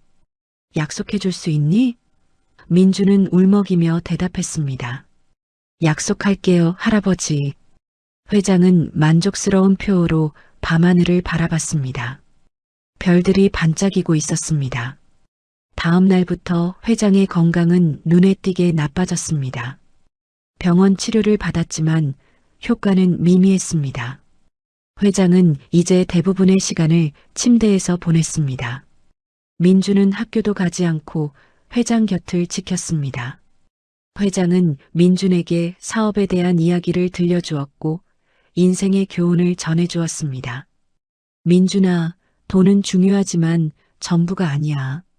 진짜 중요한 건 사람이야. 내가 어떤 사람을 만나고 어떤 관계를 맺느냐가 내 인생을 결정해. 민준은 회장의 말 한마디 한마디를 가슴에 새겼습니다. 박 과장도 회장의 상태를 보며 눈물을 흘렸습니다. 30년을 함께한 충직한 비서는 회장을 아버지처럼 여겼습니다. 박 과장은 민준에게 말했습니다. 민준 군, 회장님이 당신을 얼마나 아끼는지 아시죠? 부디 회장님 마음 아프게 하지 말고 끝까지 곁에 있어주세요. 민준은 고개를 끄덕이며 대답했습니다. 당연히 그럴 겁니다. 할아버지는 제 생명의 은인이자 이제는 제 가족이에요. 박 과장은 민준의 어깨를 두드리며 안심했습니다. 회장이 마지막까지 좋은 사람과 함께 있다는 것에 감사했습니다. 민석은 아버지의 병세가 악화되자 다시 나타났습니다. 이번에는 유산 문제를 거론했습니다. 아버지, 유언장 작성은 하셨습니까? 회장은 지친 목소리로 대답했습니다. 이미 다 정리했다. 민석은 조바심을 내며 물었습니다. 그럼 제 몫은 얼마나 됩니까? 회장은 실망스러운 표정으로 아들을 바라봤습니다.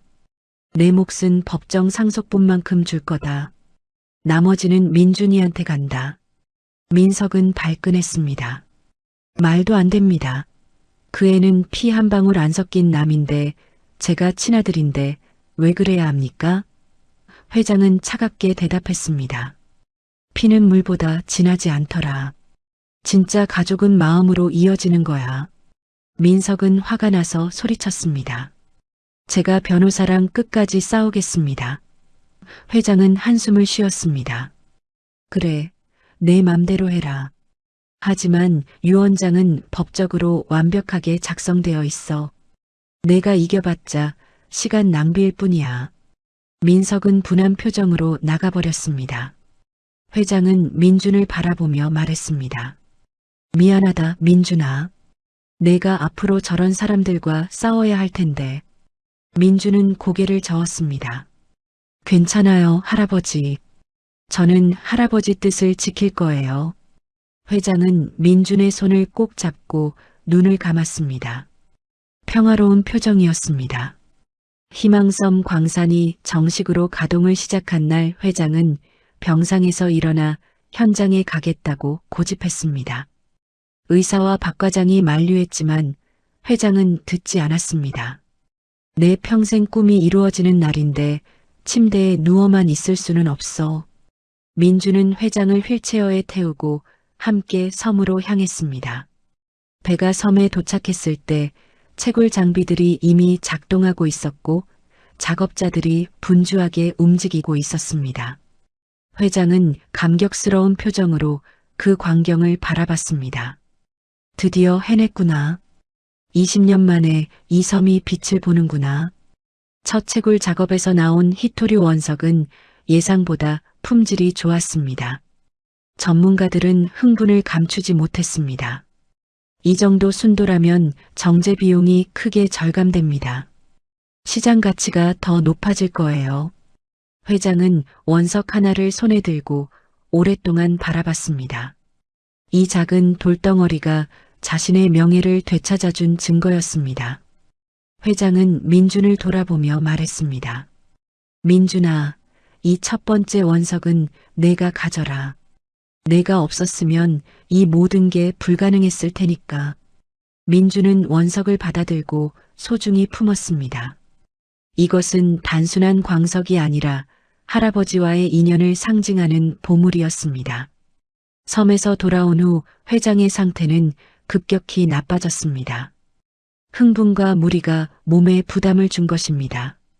의사는 이제 회장이 얼마 남지 않았다고 조심스럽게 말했습니다. 길어야 한 달입니다. 마음의 준비를 하셔야 합니다. 민주는 하루 종일 회장 곁을 지켰습니다.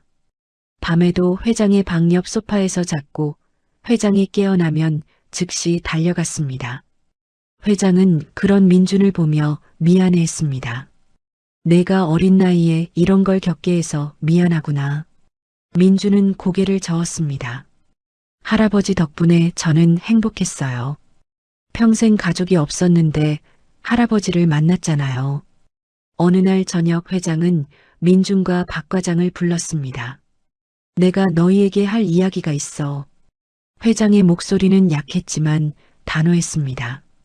박 과장은 녹음기를 준비했고 회장은 천천히 말을 시작했습니다. 사실 나는 희망섬이 처음부터 수상하다고 생각했었어. 20년 전에 동업자 김상철이 그 섬을 사자고 강하게 권유했거든. 평소와 다르게 너무 적극적이어서 이상했지. 하지만 당시 나는 김상철을 믿었고 그의 말대로 섬을 샀어. 회장은 잠시 숨을 고르고 계속했습니다. 섬을 산 후 지질 조사를 의뢰했는데 김상철이 조사 회사를 추천했어. 지금 생각하면 그때부터 함정이었던 거야. 거짓 보고서가 나오고 나는 막대한 손실을 봤지. 그리고 김상철은 내가 가진 다른 사업권들을 헐값에 사갔어. 결국 그는 내 등을 밟고 올라선 거야. 민주는 주먹을 쥐었습니다. 그 사람이 일부러 할아버지를 속인 거였군요. 회장은 고개를 끄덕였습니다. 그래. 하지만 증거가 없었어. 그래서 20년 동안 억울함을 사귈 수밖에 없었지. 그런데 내가 나타나서 진실을 밝혀준 거야. 회장은 서랍에서 봉투 하나를 꺼냈습니다. 이건 김상철과 조사회사 사이에 주고받은 문서들이야. 최근에 사람을 시켜서 겨우 구했어. 이걸 가지고 있으면 언젠가 쓸모가 있을 거야. 민주는 봉투를 받아들었습니다. 이걸로 고소할 수 있지 않나요? 회장은 고개를 저었습니다. 공소시효가 지났어. 이제 법적으로는 처벌할 수 없어. 하지만 세상에 진실을 알릴 수는 있지. 김상철은 지금 큰 기업을 운영하고 있거든. 만약 그의 과거 범죄가 드러나면 타격이 클 거야. 민주는 봉투를 소중히 간직했습니다. 할아버지 뜻대로 하겠습니다. 회장은 또 다른 서류를 꺼냈습니다. 이건 유원장 사본이야. 원본은 변호사한테 있고 내 재산의 70%는 내게 가고 나머지 30%는 민석에게 가. 그리고 희망섬은 전부 내 것이야. 민주는 놀라서 물었습니다. 할아버지, 너무 많아요. 저는 그렇게까지. 회장은 손을 들어 제지했습니다. 내 결정이야. 넌 그럴 자격이 있어. 하지만 조심해라. 민석이 가만히 있지 않을 거야. 유 원장의 이의를 제기하고 법적으로 싸울 거야. 내가 잘 대응해야 해. 민주는 고개를 끄덕였습니다. 걱정하지 마세요, 할아버지. 제가 지켜낼게요. 회장은 만족스러운 표정을 지었습니다. 그래, 넌 할 수 있어. 내 능력이면 충분해. 회장은 잠시 눈을 감았다가 다시 말했습니다. 민준아, 사실 내가 내게 아직 말하지 않은 게 하나 더 있어. 민주는 회장을 바라봤습니다. 뭔데요, 할아버지? 회장은 진지한 표정으로 말했습니다. 10년 전 내가 너한테 떡을 사준 건 우연이 아니었어. 민주는 눈이 커졌습니다. 무슨 말씀이세요? 회장은 천천히 설명했습니다. 그날 밤 나는 사업 때문에 지방에 갔었어. 회의가 끝나고 혼자 시장을 걷고 있었는데 내가 쓰러져 있는 걸 봤지. 처음에는 그냥 지나치려고 했어.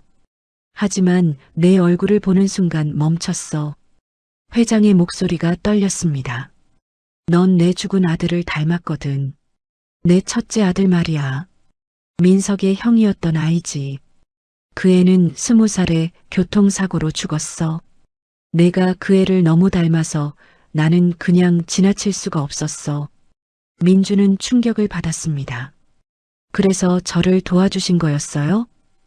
회장은 고개를 끄덕였습니다. 그래. 떡을 사주고 말도 건넨 거야.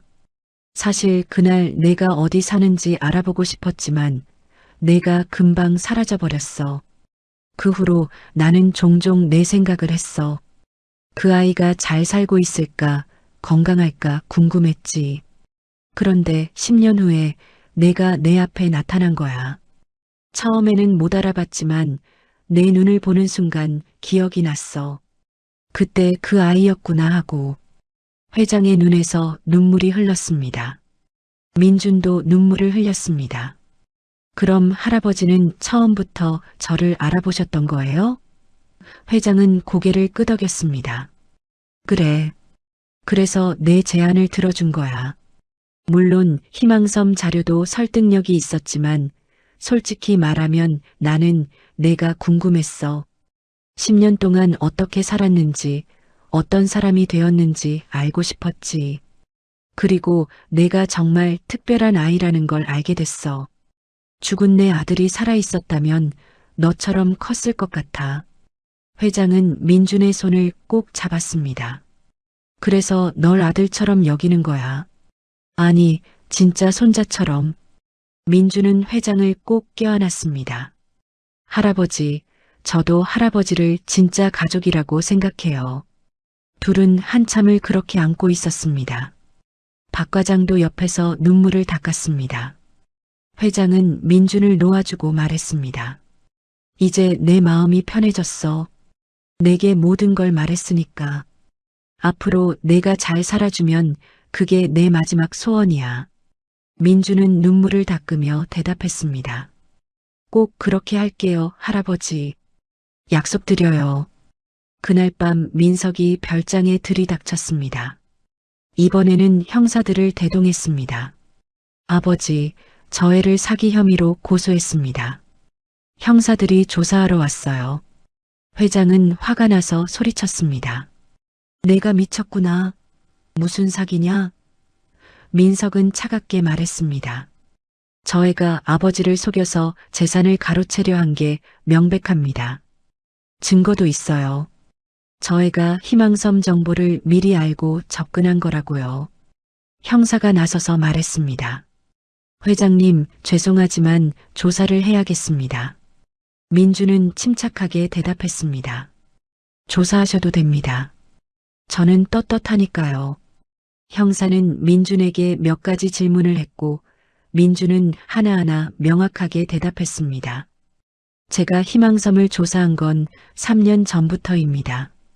도서관 기록을 확인하시면 제가 관련 책들을 빌린 기록이 있을 겁니다. 그리고 제가 회장님께 접근한 건 은혜를 갚기 위해서였습니다. 10년 전 회장님이 저를 도와주셨거든요. 형사는 민준의 말을 듣고 고개를 끄덕였습니다. 일단 확인이 필요하겠네요. 며칠 후 경찰 조사 결과가 나왔습니다. 민준의 말이 모두 사실이었습니다. 도서관 기록, 고아원 증언, 헌책방 주인 증언까지 모든 게 민준의 말을 뒷받침했습니다. 오히려 민석이 무고죄로 역고소당할 위험에 처했습니다. 민석은 당황했지만 여전히 포기하지 않았습니다. 유 원장이 무효라는 걸 증명하겠습니다. 회장은 지쳐서 말했습니다. 내 맘대로 해라. 하지만 결과는 변하지 않을 거다. 회장의 건강은 날로 악화되었습니다. 이제는 말하는 것조차 힘들어했습니다. 민주는 회장의 손을 잡고 매일 이야기를 들려줬습니다. 광산 소식, 학교 이야기, 읽은 책 내용까지 무엇이든 말했습니다. 회장은 눈을 감은 채 민준의 목소리를 들었습니다. 그 목소리가 회장에게는 위안이었습니다. 민준아, 내 목소리를 듣고 있으면 마음이 편해진다. 민준은 회장의 손을 더 꼭 잡았습니다. 그럼 제가 계속 이야기해 드릴게요. 어느 날 아침 회장은 민준을 불렀습니다. 민준아, 창문 좀 열어줘. 바다가 보고 싶구나. 민준은 커튼을 걷고 창문을 열었습니다. 시원한 바람이 들어왔고 저 멀리 희망섬이 보였습니다. 회장은 섬을 바라보며 미소를 지었습니다. 저 섬이 이제는 정말 희망처럼 보이는구나. 내 덕분이야. 민주는 회장 옆에 앉아 함께 섬을 바라봤습니다. 할아버지가 포기하지 않으셨으니까 가능한 일이었어요.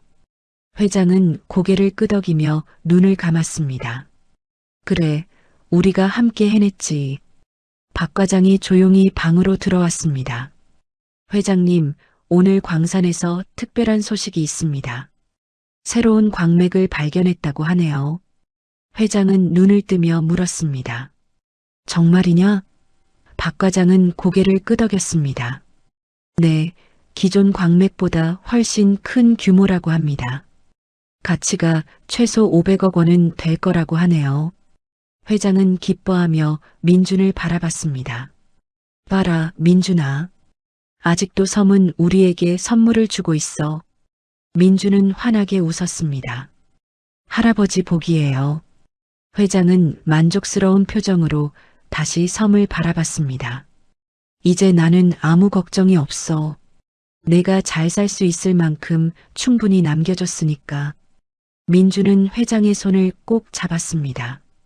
할아버지, 저는 돈보다 할아버지가 더 중요해요. 회장은 민준의 머리를 쓰다듬었습니다. 고맙다, 민준아. 내가 내 인생의 마지막을 이렇게 행복하게 해줘서. 민준은 눈물을 참으며 대답했습니다. 저야말로 할아버지 덕분에 행복했어요.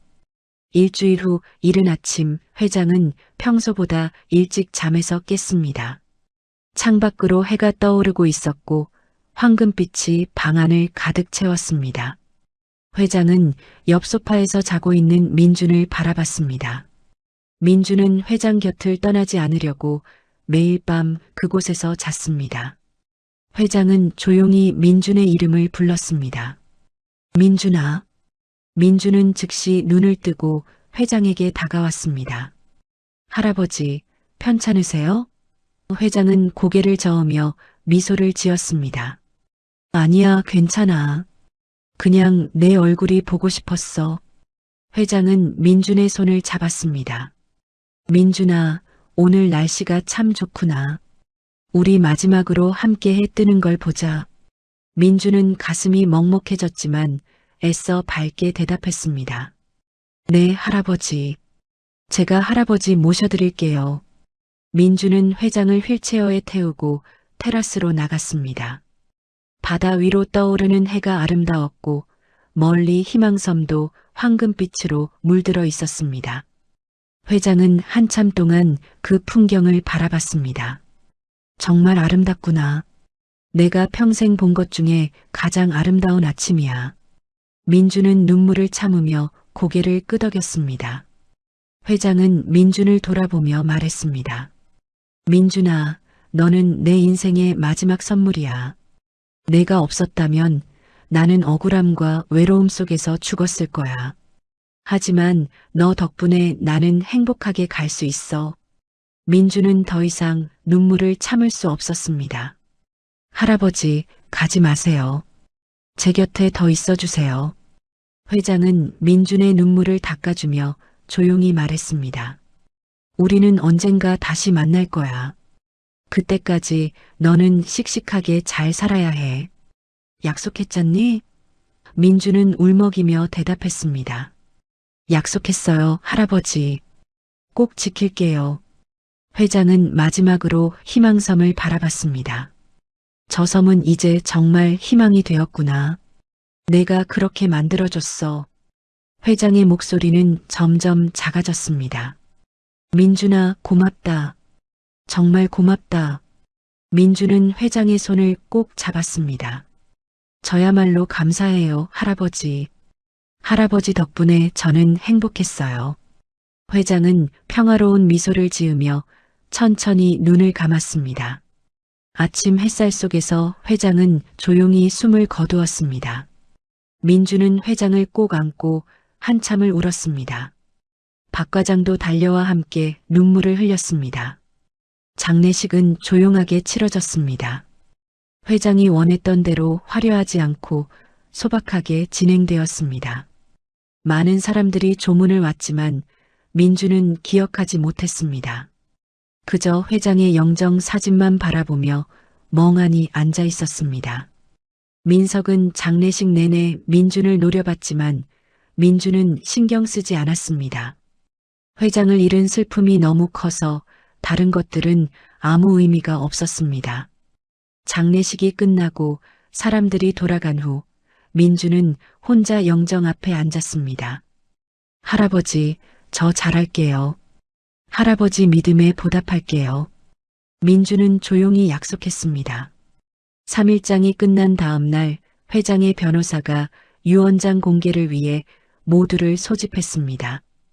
회의실에는 민준과 민석 그리고 박 과장과 몇몇 임원들이 모였습니다. 변호사는 봉인된 유언장을 열고 내용을 읽기 시작했습니다. 고인 황태산 회장의 유언에 따라 재산을 다음과 같이 분배합니다. 전체 재산 중 30%는 장남 황민석에게, 나머지 70%는 양자 강민준에게 상속합니다. 또한 희망섬 광산의 모든 권리는 강민준에게 전적으로 귀속됩니다. 민석은 얼굴이 새하얗게 변했습니다. 민석은 자리에서 벌떡 일어나며 소리쳤습니다. 이건 말도 안 됩니다. 아버지가 정신이 온전하지 않을 때 작성한 유언장이에요. 변호사는 차분하게 대답했습니다.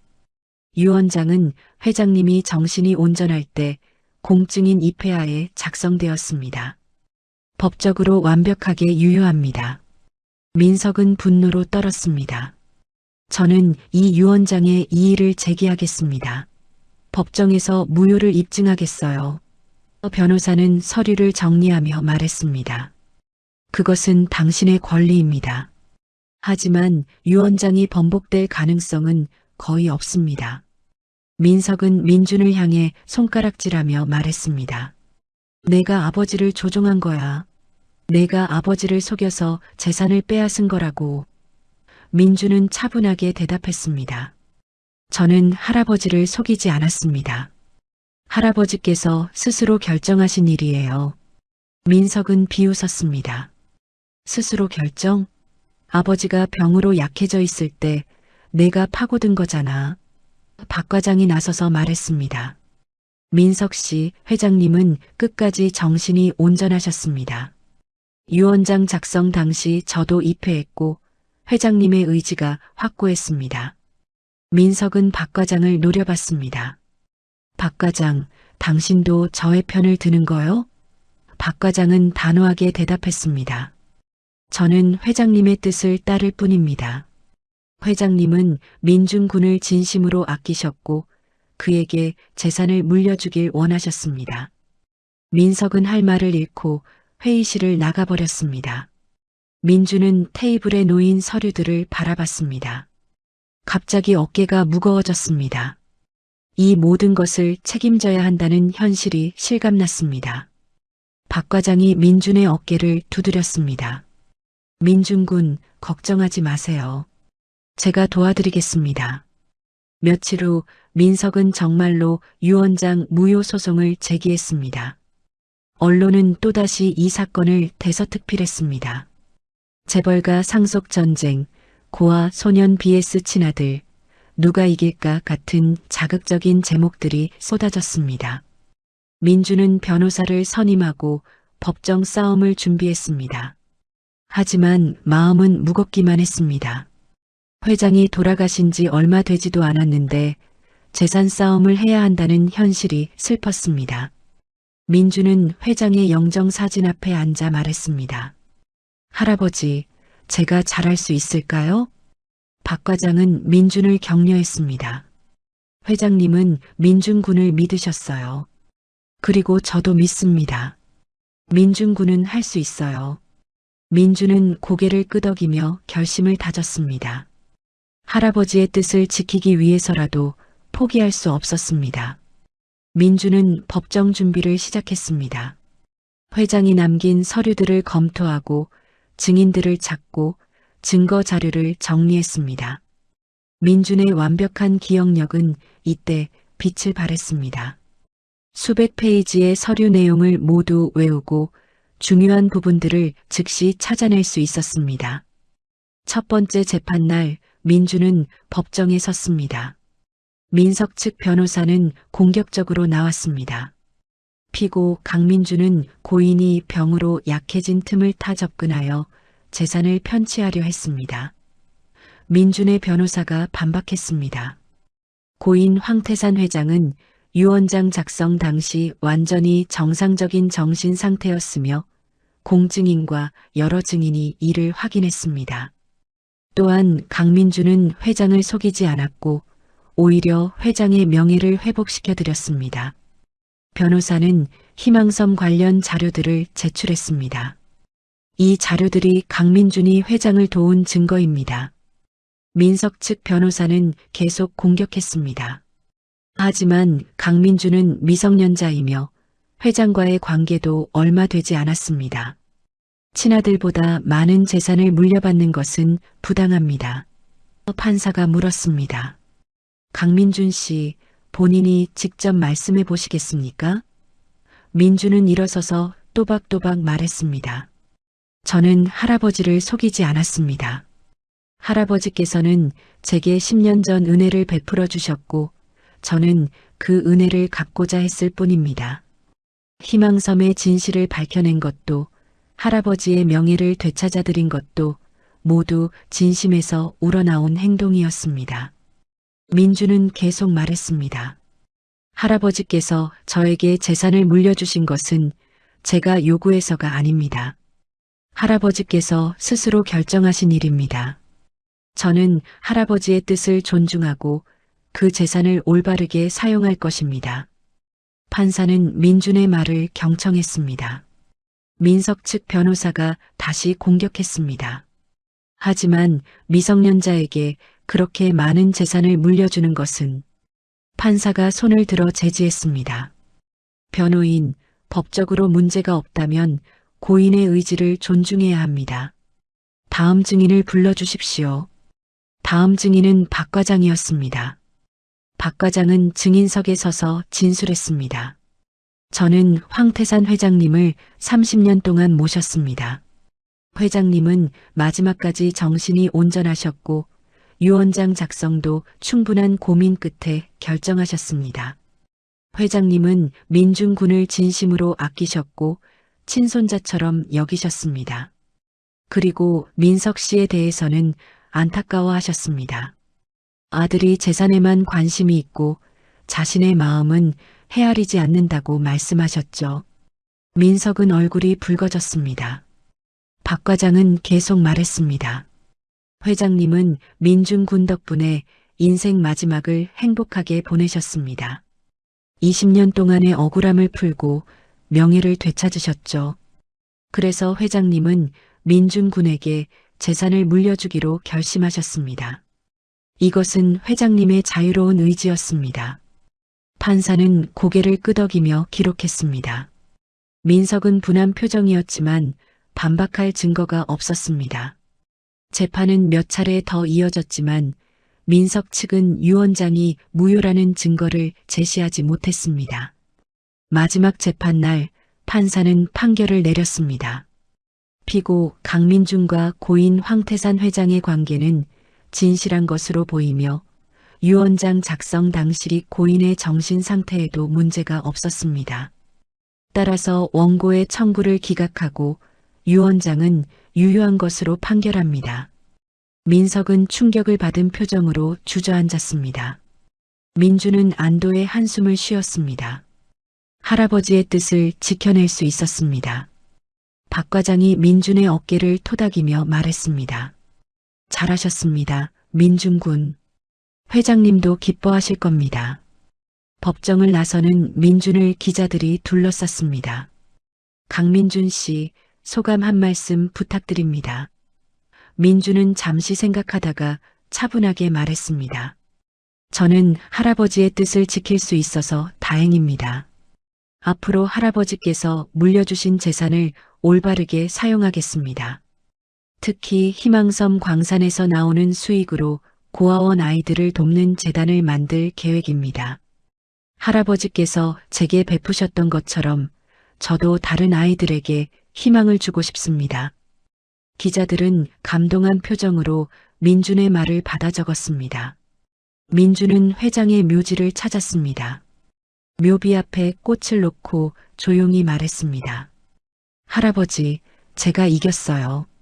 할아버지 뜻대로 지켜냈어요. 이제 할아버지가 원하시던 대로 살겠습니다.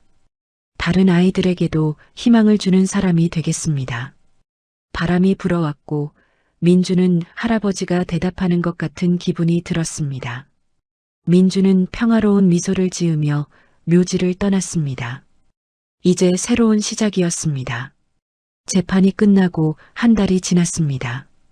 민주는 회장이 남긴 서류들을 정리하던 중 김상철에 관한 봉투를 다시 꺼내 들었습니다. 20년 전 회장을 배신하고 희망섬 사기를 꾸민 장본인이었습니다. 민주는 봉투 안의 서류들을 하나하나 살펴봤습니다. 김상철과 조사회사 사이에 주고받은 비밀계약서, 거짓 보고서, 작성 지시 문서, 그리고 동거래 내역까지 모든 증거가 있었습니다. 비록 공소시효가 지나 법적 처벌은 불가능했지만 이 증거들은 여전히 위력이 있었습니다. 민주는 깊은 생각에 잠겼습니다. 박 과장이 민준의 방으로 들어왔습니다.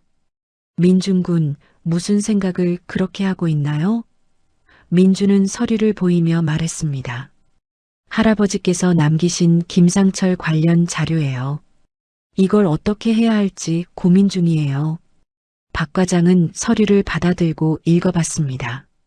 이건 엄청난 증거네요. 김상철은 지금 상철그룹 회장으로 있는데 이게 공개되면 큰 파장이 있을 겁니다. 민주는 고개를 끄덕이며 말했습니다.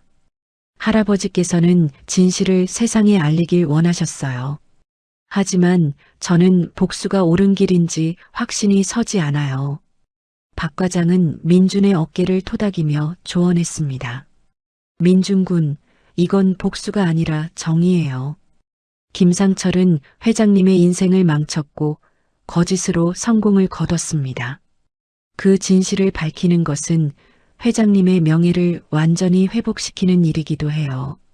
민주는 박 과장의 말을 곰곰이 생각했습니다. 할아버지는 20년 동안 억울함을 안고 살았고 그 억울함은 희망섬이 발견된 후에도 완전히 풀리지 않았습니다. 세상 사람들은 여전히 회장의 첫 사업 실패를 단순한 판단 착오로 알고 있었습니다. 진실을 밝히는 것이 할아버지를 위한 마지막 일이라는 생각이 들었습니다. 민주는 결심했습니다. 박 과장님, 기자 회견을 준비해 주세요. 제가 직접 진실을 밝히겠습니다. 박 과장은 놀라며 물었습니다. 정말 그러시겠어요? 김상철이 가만히 있지 않을 텐데요. 민주는 단호하게 대답했습니다. 괜찮아요. 저는 할아버지의 명예를 지키고 싶어요. 그리고 잘못된 일은 바로잡아야 한다고 생각해요. 박 과장은 민준의 결연한 눈빛을 보며 고개를 끄덕였습니다. 알겠습니다. 회장님께서 민준 군을 믿으신 이유를 알 것 같네요. 일주일 후 기자 회견장에는 수많은 기자들이 모였습니다. 민준이 무슨 발표를 할지 궁금해하는 분위기였습니다. 민준은 단상에 올라 차분하게 말을 시작했습니다. 오늘 저는 고 황태산 회장님의 명예를 완전히 회복시키기 위해 이 자리에 섰습니다. 20년 전 회장님의 희망섬 사업 실패는 단순한 판단 착오가 아니었습니다. 그것은 계획된 사기였습니다. 기자들이 술렁거리기 시작했습니다. 민주는 서류들을 들어보이며 계속 말했습니다. 여기 그 증거들이 있습니다. 민주는 하나하나 증거를 설명했습니다. 당시 회장님의 동업자였던 김상철 씨는 의도적으로 거짓 지질조사 회사를 추천했습니다. 그 회사는 김상철 씨로부터 돈을 받고 거짓 보고서를 작성했습니다. 그 결과 회장님은 막대한 손실을 입었고 김상철 씨는 회장님의 다른 사업권들을 헐값에 가져갔습니다. 이것이 바로 상철그룹의 시작이었습니다. 기자들은 놀란 표정으로 메모를 하기 시작했습니다. 민주는 증거 서류들을 공개하며 자세히 설명했습니다. 계약서의 날짜와 금액, 거래 내역의 흐름까지 모든 것이 명확했습니다. 민주는 마지막으로 말했습니다. 회장님은 20년 동안 이 억울함을 안고 사셨습니다. 세상은 회장님을 실패한 사업가로 기억했지만 진실은 달랐습니다. 회장님은 사기를 당한 피해자였습니다. 저는 이 진실을 세상에 알려 회장님의 명예를 완전히 되찾아드리고 싶습니다. 기자들은 일제히 손을 들었고 질문이 쏟아졌습니다. 민주는 침착하게 하나하나 대답했습니다. 완벽한 기억력 덕분에 모든 서류의 내용을 정확히 설명할 수 있었고 어떤 질문에도 막힘없이 답변했습니다. 기자회견이 끝난 후 뉴스는 이 사건을 대대적으로 보도했습니다. 상철그룹의 어두운 과거, 재벌 김상철, 사기로 시작된 제국 같은 제목들이 쏟아졌습니다. 여론은 들끓었고 상철그룹 주가는 폭락했습니다. 김상철은 급히 해명 기자 회견을 열었지만 민준이 제시한 증거들을 반박할 수 없었습니다. 결국 김상철은 회장직에서 물러나야 했고 그의 명성은 땅에 떨어졌습니다. 비록 법적 처벌은 받지 않았지만 사회적 처벌은 피할 수 없었습니다. 민준은 회장의 묘지를 찾았습니다. 할아버지, 해냈어요. 세상 사람들이 이제 진실을 알게 됐어요. 할아버지는 실패한 사업가가 아니라 사기를 당한 피해자였다는 거요. 이제 할아버지의 명예가 완전히 회복됐어요. 민주는 묘비에 손을 얹고 조용히 말했습니다. 할아버지, 이제 편히 쉬세요. 저는 할아버지께서 원하시던 일들을 계속 해나가겠습니다. 바람이 불어왔고 민주는 마음이 한결 가벼워진 것을 느꼈습니다. 민주는 곧바로 다음 계획을 실행에 옮겼습니다. 희망재단을 설립하는 일이었습니다. 희망섬 광산에서 나오는 수익금의 절반을 재단에 기부하기로 했고 그 돈으로 전국의 고아원 아이들을 지원하기로 했습니다. 재단의 이름은 회장의 뜻을 기려 희망재단으로 정했습니다. 민주는 재단 설립 기자 회견에서 말했습니다. 저는 고아원에서 자랐고 얼마나 힘든지 잘 알고 있습니다. 하지만 저는 운이 좋았습니다. 황태산 회장님을 만났고 희망을 얻었습니다. 이제 저도 다른 아이들에게 희망을 주고 싶습니다. 재단의 첫 번째 사업은 전국 고아원에 장학금을 지급하는 것이었습니다. 공부하고 싶어도 경제적 어려움 때문에 포기하는 아이들이 없도록 하는 것이 목표였습니다. 두 번째 사업은 고아원 시설을 개선하는 것이었습니다. 낡은 건물을 수리하고 교육시설을 확충하며 아이들이 더 나은 환경에서 자랄 수 있도록 돕는 것이었습니다. 세 번째 사업은 자립 지원 프로그램이었습니다. 성인이 된 고아원 출신 청년들이 사회에 안착할 수 있도록 취업 교육과 창업 지원을 제공하는 것이었습니다. 민주는 직접 고아원들을 방문하며 아이들을 만났습니다. 자신이 살았던 고아원에도 갔습니다. 아이들은 민준을 보며 눈을 반짝였습니다. 형아도 여기서 살았어요? 그런데 어떻게 이렇게 성공했어요? 민준은 아이들 눈높이에 맞춰 앉아 말했습니다. 저도 여러분처럼 힘든 시간을 보냈어요. 하지만 포기하지 않았어요. 책을 읽고 공부하고 꿈을 꿨죠. 그리고 좋은 분을 만나 도움을 받았어요. 여러분도 할 수 있어요. 포기하지 마세요.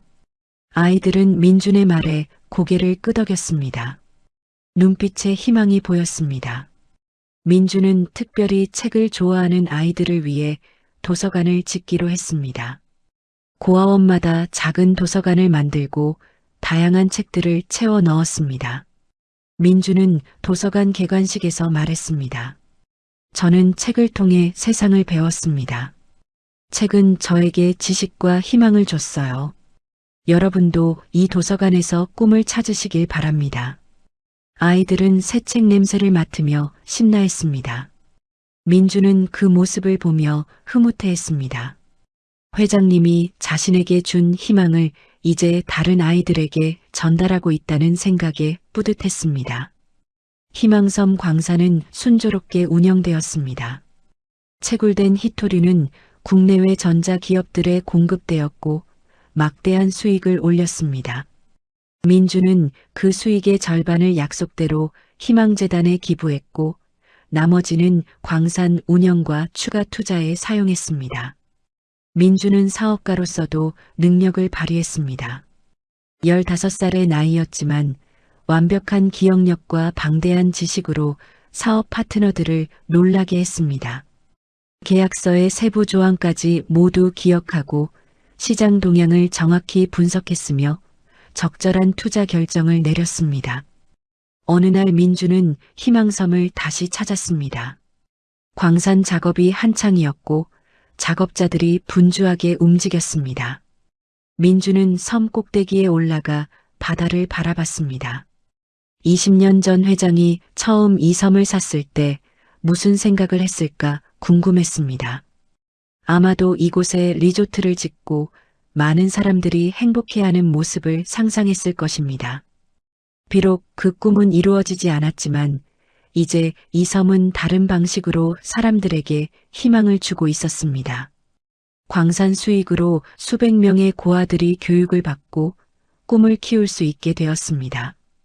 민주는 주머니에서 회장이 준 첫 번째 히토류 원석을 꺼냈습니다. 작지만 묵직한 돌덩어리였습니다. 민주는 그것을 햇빛에 비춰보며 생각했습니다. 할아버지, 이 섬은 정말 희망이 됐어요. 단순히 돈을 벌어주는 곳이 아니라 많은 아이들에게 꿈을 주는 곳이 됐어요. 할아버지께서 원하시던 그대로예요. 민주는 원석을 다시 주머니에 넣고 바다를 바라봤습니다. 파도가 철썩이며 해안을 때렸고 갈매기들이 하늘을 날았습니다. 평화로운 풍경이었습니다. 박 과장이 민준에게 다가왔습니다. 민준군, 이제 돌아가실 시간이에요. 민준은 고개를 끄덕이며 일어섰습니다. 박 과장님, 제가 잘하고 있는 거 맞죠? 박 과장은 웃으며 대답했습니다. 물론이죠. 회장님께서 하늘에서 자랑스러워하고 계실 겁니다. 15살에 이만큼 해낸 사람이 어디 있겠어요? 민주는 부끄럽게 웃었습니다. 다 할아버지 덕분이에요. 할아버지께서 저를 믿어주셨으니까요. 박 과장은 민준의 어깨를 토닥이며 함께 배로 향했습니다. 배가 섬을 떠나며 민주는 뒤를 돌아봤습니다. 희망섬이 점점 작아지고 있었습니다. 하지만 민준의 마음속에서 그 섬은 점점 더 커지고 있었습니다. 그것은 단순한 땅덩어리가 아니라 회장과의 추억이 담긴 곳이었고 자신의 새로운 인생이 시작된 곳이었으며 앞으로 수많은 아이들에게 희망을 줄 곳이었습니다. 민주는 다짐했습니다. 할아버지, 저는 평생 이 섬을 지키고 계속해서 아이들에게 희망을 줄 거예요. 그게 제가 할아버지께 드릴 수 있는 최고의 보답이에요. 1년이 흘렀습니다. 민주는 이제 16살이 되었고 희망재단은 전국적으로 유명한 자선단체로 성장했습니다. 재단이 지원하는 고아원은 50곳이 넘었고 장학금을 받는 아이들은 300명을 넘어섰습니다. 민주는 학교에 다니면서도 재단 일을 병행했습니다. 주말마다 고아원을 방문했고 아이들과 이야기를 나눴으며 그들이 무엇을 필요로 하는지 직접 들었습니다. 민준의 이야기는 언론을 통해 널리 알려졌고 많은 사람들이 감동받았습니다. 한 고아 소년이 재벌 회장을 만나 인생을 바꾸고 그 은혜를 다른 아이들에게 전달한다는 이야기는 사람들의 마음을 움직였습니다. 어느 겨울날 저녁 민주는 회장의 묘지를 찾았습니다. 1년 전 회장이 돌아가신 날과 같은 날이었습니다. 민주는 묘비 앞에 꽃을 놓고 조용히 앉았습니다. 할아버지, 1년이 지났어요. 할아버지께서 안 계신 게 아직도 믿기지 않아요. 민준의 목소리는 잔잔했지만 그리움이 묻어났습니다. 하지만 할아버지께서 남겨주신 것들 덕분에 저는 잘 지내고 있어요. 희망재단은 많은 아이들에게 꿈을 주고 있고 희망섬도 계속 빛을 발하고 있어요. 할아버지께서 자랑스러워 하실 거예요. 민주는 가방에서 두툼한 앨범을 꺼냈습니다. 할아버지, 이거 보여드리고 싶어요. 민주는 앨범을 펼쳤습니다. 첫 페이지에는 재단이 지원한 아이들의 사진이 있었습니다. 환하게 웃고 있는 아이들의 모습이었습니다. 이 아이들이 할아버지께 감사하다고 했어요.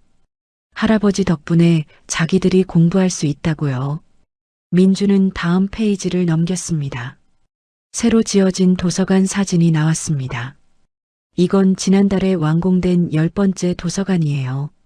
아이들이 정말 좋아해요. 저도 어렸을 때 도서관이 이렇게 좋았으면 했을 텐데 말이에요. 민주는 계속 사진들을 넘겼습니다. 장학금 전달식, 고아원 시설 개선 현장, 자립 지원 프로그램 수료식까지 다양한 활동 사진들이 있었습니다. 할아버지, 제가 할아버지께 받은 사랑을 이렇게 나누고 있어요. 할아버지께서 저에게 희망을 주셨듯이 저도 다른 아이들에게 희망을 주고 있어요. 이게 제가 할아버지께 드릴 수 있는 최고의 보답이라고 생각해요. 민주는 앨범을 덮고 묘비에 손을 얹었습니다. 할아버지 사랑해요. 그리고 정말 감사해요. 할아버지가 아니었다면 지금의 저는 없었을 거예요. 눈이 내리기 시작했습니다. 하얀 눈송이들이 조용히 내려앉았고 묘지는 고요했습니다. 민주는 한참을 그렇게 앉아 있었습니다. 회장과 함께했던 시간들이 주마등처럼 스쳐 지나갔습니다. 처음 회장을 만났던 날, 섬을 조사하던 날, 회장이 자신을 안아주던 날, 그리고 마지막 아침 함께 해를 보던 날까지 모든 순간이 생생했습니다. 민주는 눈물을 닦으며 일어섰습니다.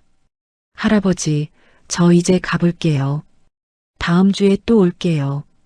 계속 할아버지께 좋은 소식 들려드릴게요. 민준이 묘지를 떠나려는데 누군가 다가왔습니다. 민석이었습니다. 1년 만에 보는 얼굴이었습니다. 민석은 많이 초췌해 보였습니다. 민주는 멈춰서서 민석을 바라봤습니다. 민석은 어색하게 인사했습니다. 잘 지내니? 민주는 고개를 끄덕였습니다. 네, 잘 지내고 있습니다. 민석은 아버지 묘 앞에 꽃을 놓고 한참을 말없이 서 있었습니다. 그러다 조용히 말했습니다. 미안하다. 내가 너무 욕심이 많았어. 아버지께도 너한테도. 민주는 놀라서 민석을 바라봤습니다. 민석은 계속 말했습니다. 1년 동안 많이 생각했어. 내가 아버지께 진짜 아들 노릇을 한 게 언제였나 하고. 돌이켜보니 아버지가 필요할 때 곁에 있어준 적이 없더라. 돈만 생각했지.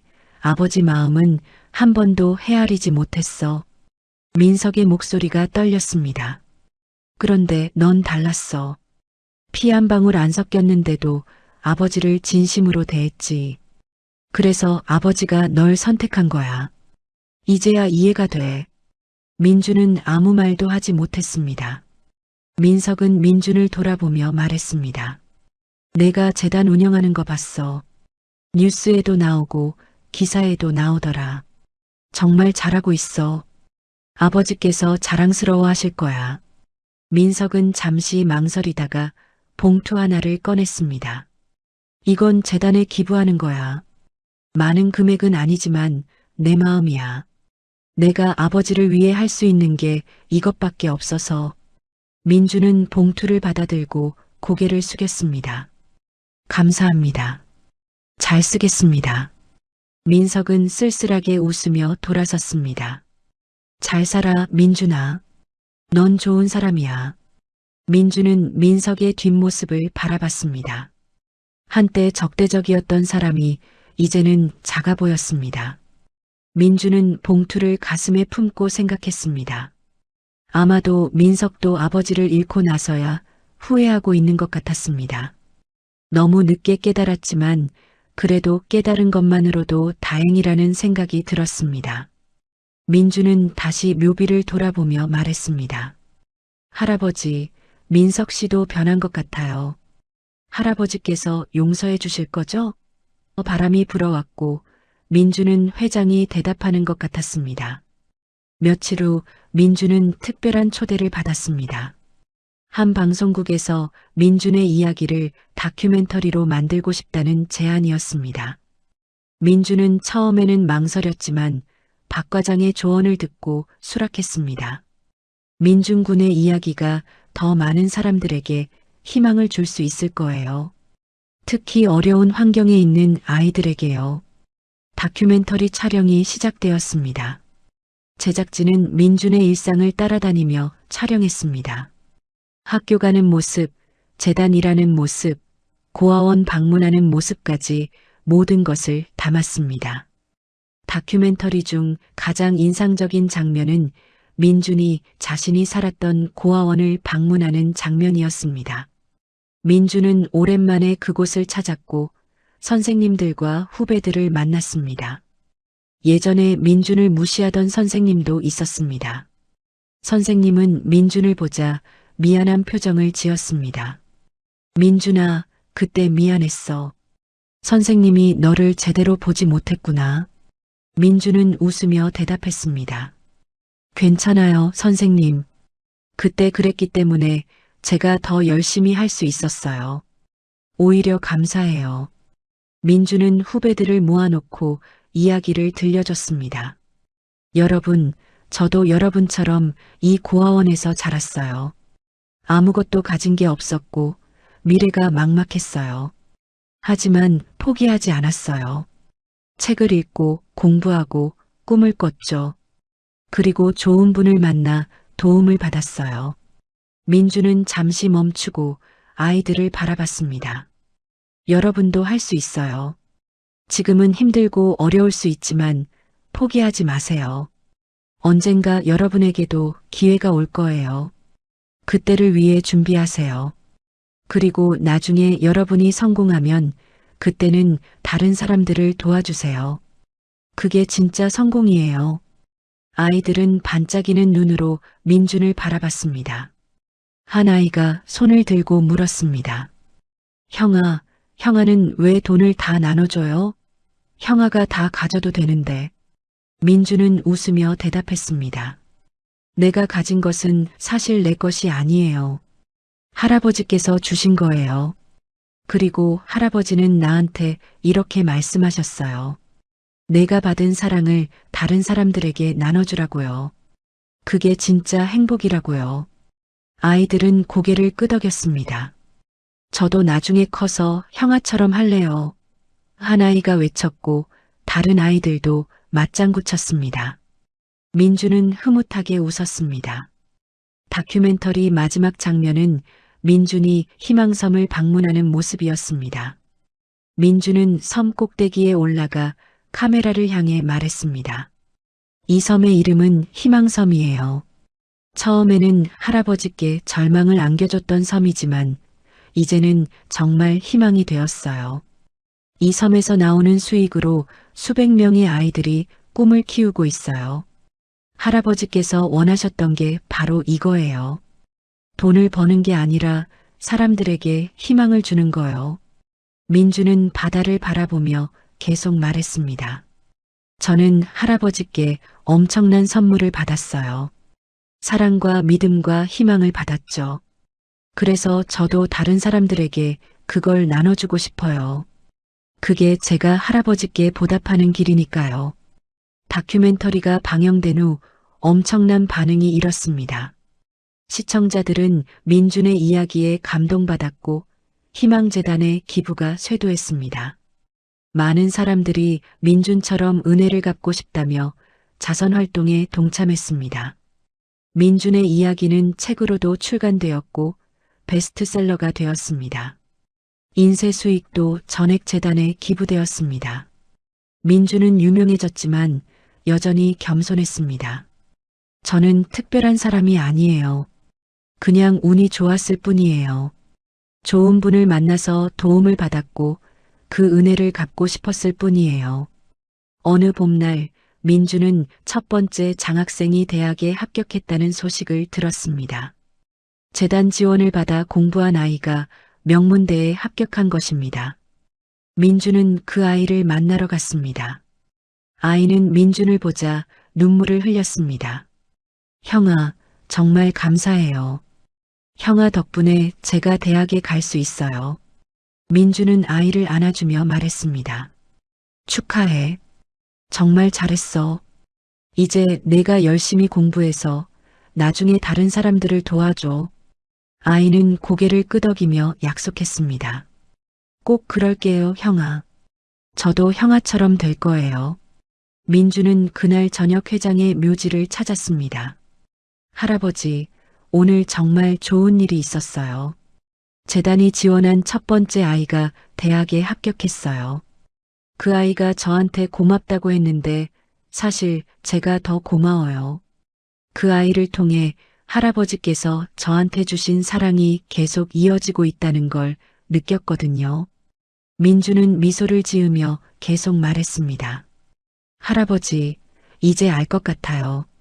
할아버지께서 왜 저를 도와주셨는지, 그리고 왜 재산을 저한테 물려주셨는지, 사랑은 혼자 간직하는 게 아니라 나눠야 한다는 걸 가르쳐 주시려던 거죠. 민주는 주머니에서 희토류 원석을 꺼냈습니다. 1년 동안 항상 가지고 다녔던 할아버지의 선물이었습니다. 할아버지, 이 돌멩이는 정말 특별해요. 단순한 광석이 아니라 할아버지의 사랑이 담긴 보물이에요. 저는 이걸 평생 간직할 거예요. 그리고 제가 힘들 때마다 이걸 보면서 할아버지를 생각할 거예요. 민주는 원석을 햇빛에 비춰봤습니다. 작은 광석이지만 찬란하게 빛났습니다. 마치 할아버지의 미소 같았습니다. 민주는 마지막으로 묘비를